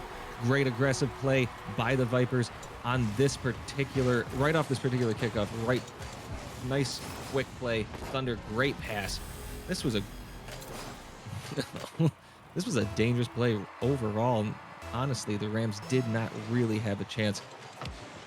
Based on what we saw. Good read by the Thunder right there. J-Dubs getting the clear, as the cheat by the Vipers was very good. J-Dubs trying to get him. Good demo. Prosperity can't quite get that on there in both shots. Great demo again, but going to be cleared off by Thunder. So the Rams played very aggressive, but unfortunately not getting the shots they're looking for. J-Dubs winning that 50. Thunder can't quite get that, or Prosperity can't quite get on the goal. And there's another demo. Can't get it. Sniz to get touched, but unfortunately this ball is going to go back to the Rams as their aggressive play not quite getting the results that they're hoping for. Sniz with a patient play, getting Dubs to go a little too far. Prosperity demoing, bumping Thunder in the back. They're still playing hard. J-Dubs off the back wall, and unfortunately the ball is going to go back to the center as Prosperity trying to get it right back in. J-Dubs really far back. A nice win by Thunder on J-Dubs, as J-Dubs unfortunately can't quite get the strong win there. Sniz trying to make a play on it, tries to bump somebody out of the way as Prosperity and J-Dubs playing very patient. Thunder trying to get it over. J-Dubs does, but Prosperity there for the save, and they're trying to go for goal, but unfortunately this shot on goal way wide as Sniz getting the clear. Prosperity trying to beat Sniz and keeps it to the opposite side. As Thunder going for a nice hit that's going to go wide. Sniz playing very, very patiently as they're keeping this ball inside the Rams zone. J-Dubs with a nice save as Thunder trying to get it. Goes for corner or side boost. Gets it over J-Dubs. Dangerous play here. Can he get the flick? No, cannot, as Prosperity playing very patient again. It's a 2-1 ball game with a minute to go, and the Rams down 1, but playing very, very patiently as the Vipers have been on their side. But when the Rams are in the Viper side, they've been doing a very good job of demoing, just nothing coming of it as Prosperity trying to get a pass. J-Dubs there, and Thunder not able to get the demo in the back end, and J-Dubs able to bully this one in from a great pass by Prosperity. Very patient, making them making the Vipers come to them, and we have a tie ball game, 42 seconds to go. Oh man, ladies and gentlemen, we have another ball game on our hands. Prosperity going for goal. Can Sniz get this? Good touch right there, and that was an opportunity.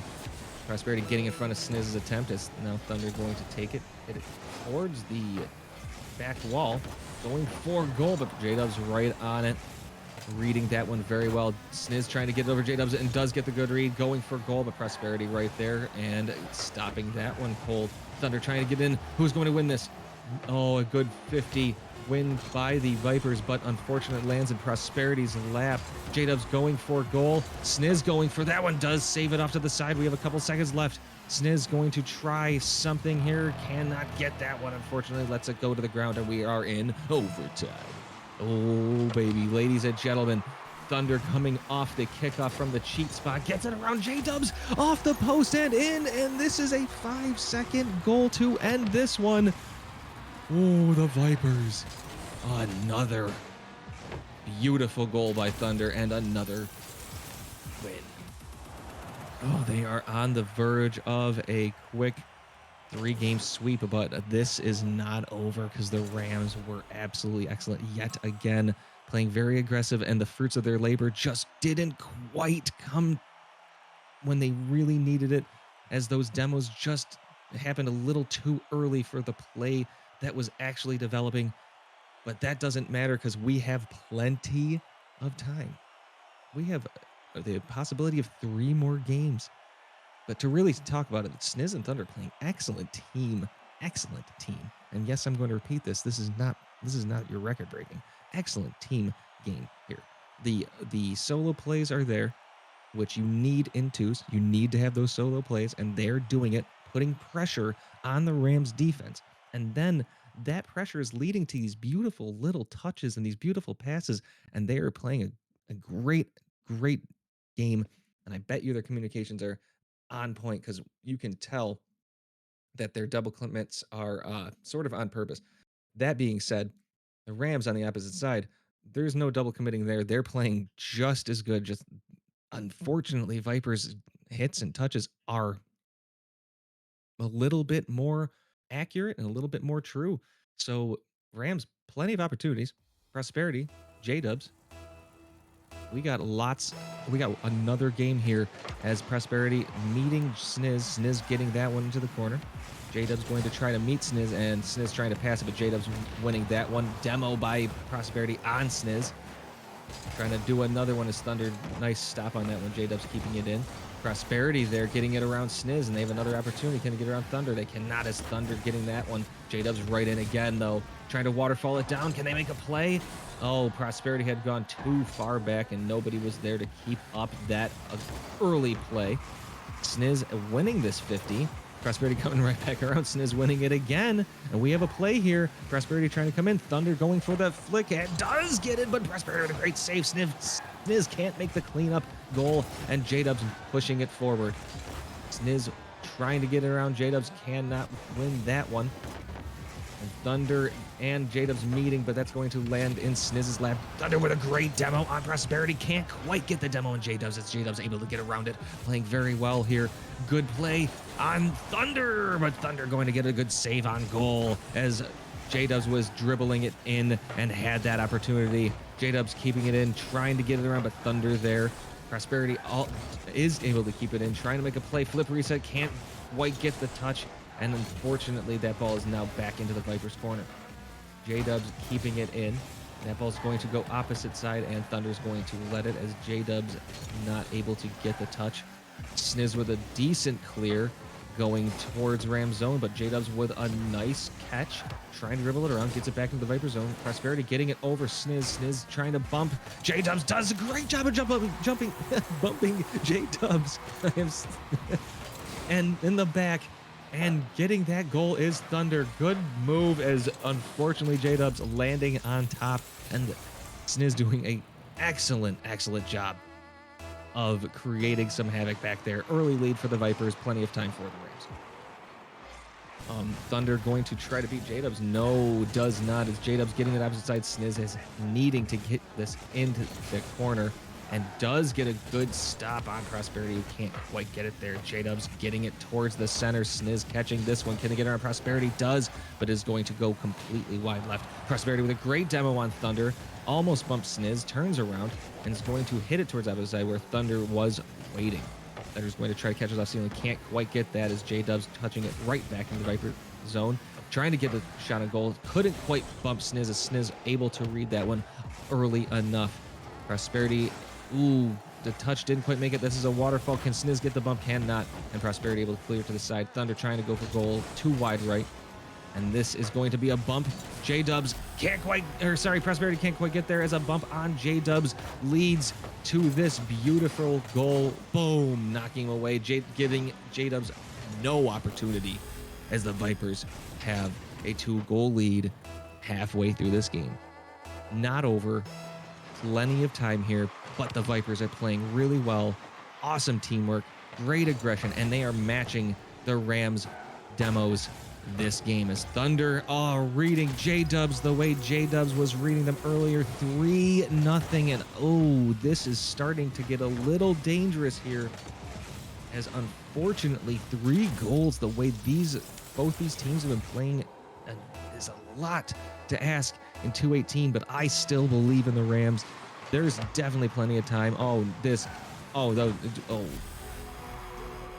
a nice kickoff goal by the Vipers to make it 4-0. Right off the ceiling, and it's in. So I'm sorry I didn't get too excited. It was just I feel like I was sort of to blame. Prosperity going to try to get this one. Sniz keeping it in the corner. Good demo by Prosperity. J-Dubs trying to read that. Does. Prosperity trying to keep it in. Cannot get it. They're just not quite there. Prosperity trying to get around Thunder and cannot, and Thunder has the luxury of patience, although that was not the touch they're looking for. That's a shot on goal. Sniz there, nice and easy to make that. Prosperity trying to get around Sniz. That is going to be a shot on goal. Thunder there to save that. Sniz there to clear that. Prosperity coming from the corner boost, trying to make a play, and unfortunately that's going to go wide, giving Thunder an opportunity to clear. That's going to go the complete opposite side here. And unfortunately, it's going to land in Thunder's lap, who's going to hit this ball up and going to let it go. J-Dubs with a nice clear towards goal. Sniz hitting it towards their opposite corner.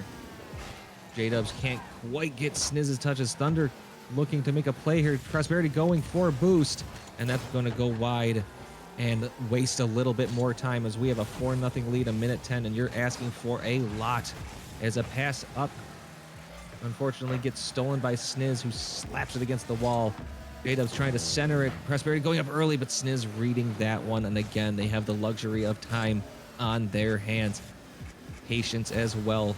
Thunder trying to do something. Cannot get any flip reset or much of anything off of that. J-Dubs trying to beat Sniz. Does.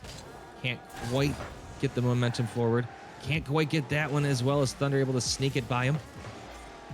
J-Dubs stopping that one getting it towards the corner. Thunder missing that one. Sniz missing that one, and J-Dubs has an open goal. Can this go? And it's going to sneak in. And we have a 4-1 ball game with 29 seconds to go in this game. Can it happen, ladies and gentlemen? I think it can. Rocket League fans, FDL fans, I know you're in there. I know you're excited. Please, please, let's go. I think we can do this. I don't want to be too biased, but I want to see more games. Prosperity trying to get a kickoff goal. Does get the pass. Can J-Dubs get this? Slotting it bottom right corner, just in front of, Sniz right there, who's not quite able to make this play. And we have ourselves somewhat of a ball game. Maybe. You know they're going to play really aggressive with 23 seconds to go, but we're going to see what happens. Prosperity can't beat Thunder. Thunder getting it towards the Rams corner. We can't have that. We need the Rams to get this to the opposite side. Thunder almost making a play on it. 14 seconds to go. We really need a score here. Prosperity going to beat it out of Sniz, but Thunder there to catch it, getting it towards the side. This needs to go in for the Rams. They do not get that, and the Vipers going to get the win here. It's just a matter of time. Prosperity keeping it up, going to go opposite side. I love the fight here. Let's keep this up. J-Dubs doing it. We want to see a 4-3 game. J-Dubs missing that one, and the Vipers unfortunately, or fortunately for them, and not to sound disappointed, win this one in a relatively easy fashion and ending the series. Well, unfortunately, 3-0. But that being said, the Rams played excellent. You guys keep your heads up because unfortunately, I think the Vipers just really played excellent teamwork. Teamwork two's ball. Great job on the solo plays, and then great job. You can tell when they called out the pass and stuff. You just sense it. So we are we're really thankful for this excellent game. I do wish we could have gotten to game 5. No offense to the Vipers on that one, but that's just personal preference in Rocket League. Vipers, excellent game though. Excellent wins. And ladies and gentlemen, we are going to maybe see if anybody is going to be coming in here for an interview. Just awaiting. I have not personally asked anybody. However, we do have some people in the chat. We've got, I believe, some Viper fans right now. Definitely a little bit more of those. Pretty excited. I'm not seeing any indication of people coming in, so we're going to probably it's probably late for some people here. We're going to probably clear this out as quickly as we can. It is Sunday night. There was an excellent weekend of Frontier Doubles League, so we look forward to another next weekend. Yeah, ladies and gentlemen, let's just oh, Thunder, we have people calling Thunder for the interview. I am not sure if we're gonna see if that's a possibility. I'll wait here just for one moment.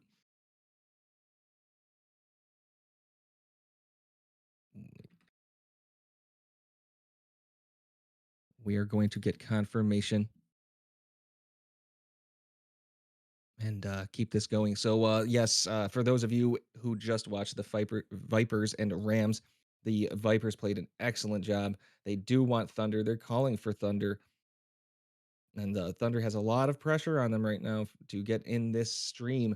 They do want to hear from them, and we are looking forward to it. Actually, I'm looking forward to hearing from either one. We would love to hear how they did this excellent game because both teams, like I said, both teams were 4-2 coming into this game, and they're both in the same conference. So this was sort of a statement by the Vipers as the Rams played excellent first 2 games, but the third game was a put-away game by the Vipers. We are again, ladies and gentlemen, we are still wondering that it is Sunday. People do have things to do, but they also love Rocket League, so we do think that we'll get some people in.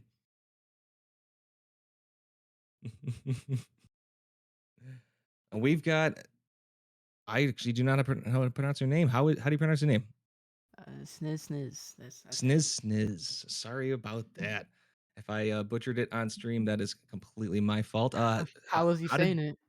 I think I was saying sniz, but I didn't say Yeah, sniz.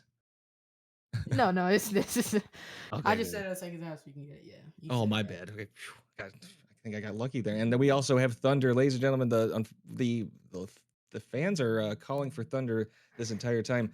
Sniz and Thunder, how did you guys feel about that 3-0 series game or match? We felt really good actually. Felt confident going in. You know, last time they beat us was kind of a fluke. You know what I'm saying? Ooh, okay.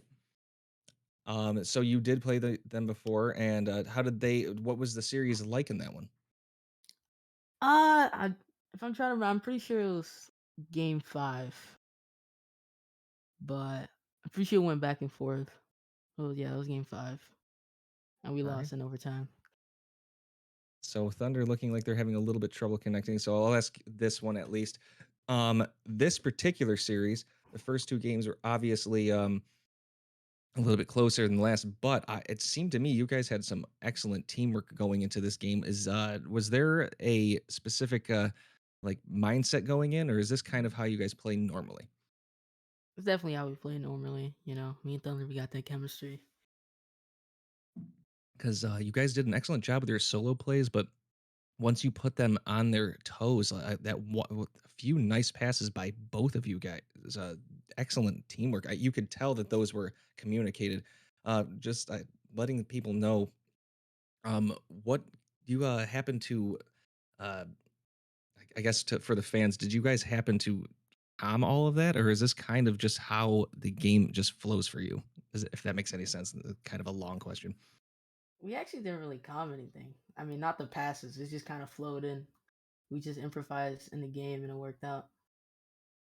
Oh, so you guys do have sort of a good like a system going, if you will, between you two, because this was a really well teamwork game because the Rams started to demo you in the back end, and you guys really picked it up quick to counter that with demos of your own. So, I mean, if that's just kind of how you guys play, this is going to be an interesting late season. Thunder, are you available to speak, or we're having trouble? Yeah, no, sorry, I should be good now. I was having some mic issues before, or I guess just comm issues in general, but should be good now. All right, Um, sweet. So, yeah, you've had a lot of fans in chat right now. We got a lot of people here calling your name. So, I guess we'll start with how did you feel about your play this particular series? Overall pretty good. I didn't shoot the ball great, but I didn't need to. I just kind of laid the ball off to Sniz over and over again. He was kind of hitting the ball where he wanted to, so it seemed to work out pretty well for me to just let him run around, and then I'll kind of just try to feed the ball towards his direction. Now, would you say that you guys fed off of Sniz's game pace, or do you guys pretty much kind of follow the pace of the game itself as it goes? I would definitely say we were trying to set the pace of play. I think we came into this feeling pretty confident that we were the better team of the two. So we felt that if we could just play at our pace, they wouldn't be able to keep up, which I think kind of shows by just direct clean sweeping them. But they put up a pretty good fight. Yes, they did. And I've mentioned this or asked this Sniz this question earlier about the demos because they started to get really, really aggressive and they had some opportunities that they couldn't quite capitalize on when those demos came early. And you guys countered real quick, and especially in that game.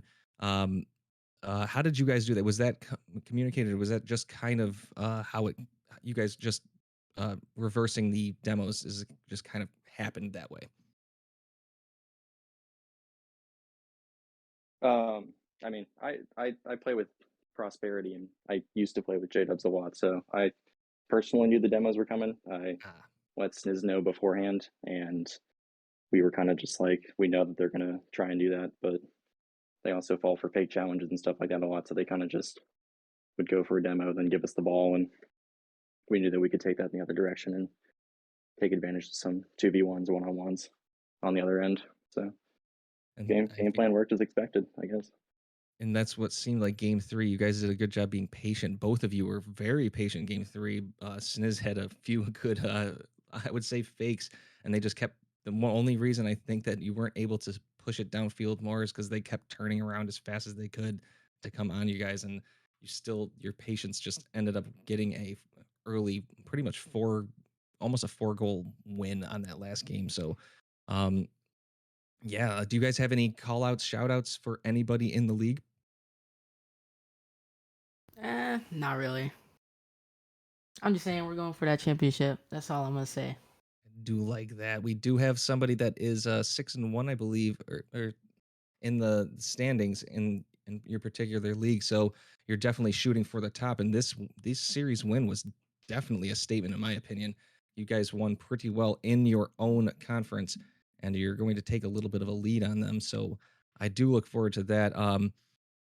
We do keep having people call your guys' names. So you guys obviously loved or turned the crowd over and got them to be on your side. So we look forward to some more games. And I'm going to have to shut this down. It is late for those of you who did enjoy this series.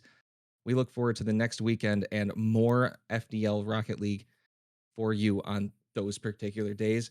I'm KG Fan 3. Ponzi did an excellent job streaming. Sniz and Thunder were the last winners of this night. Thank them for an excellent job. And we hope you guys come back next weekend. Have a good night.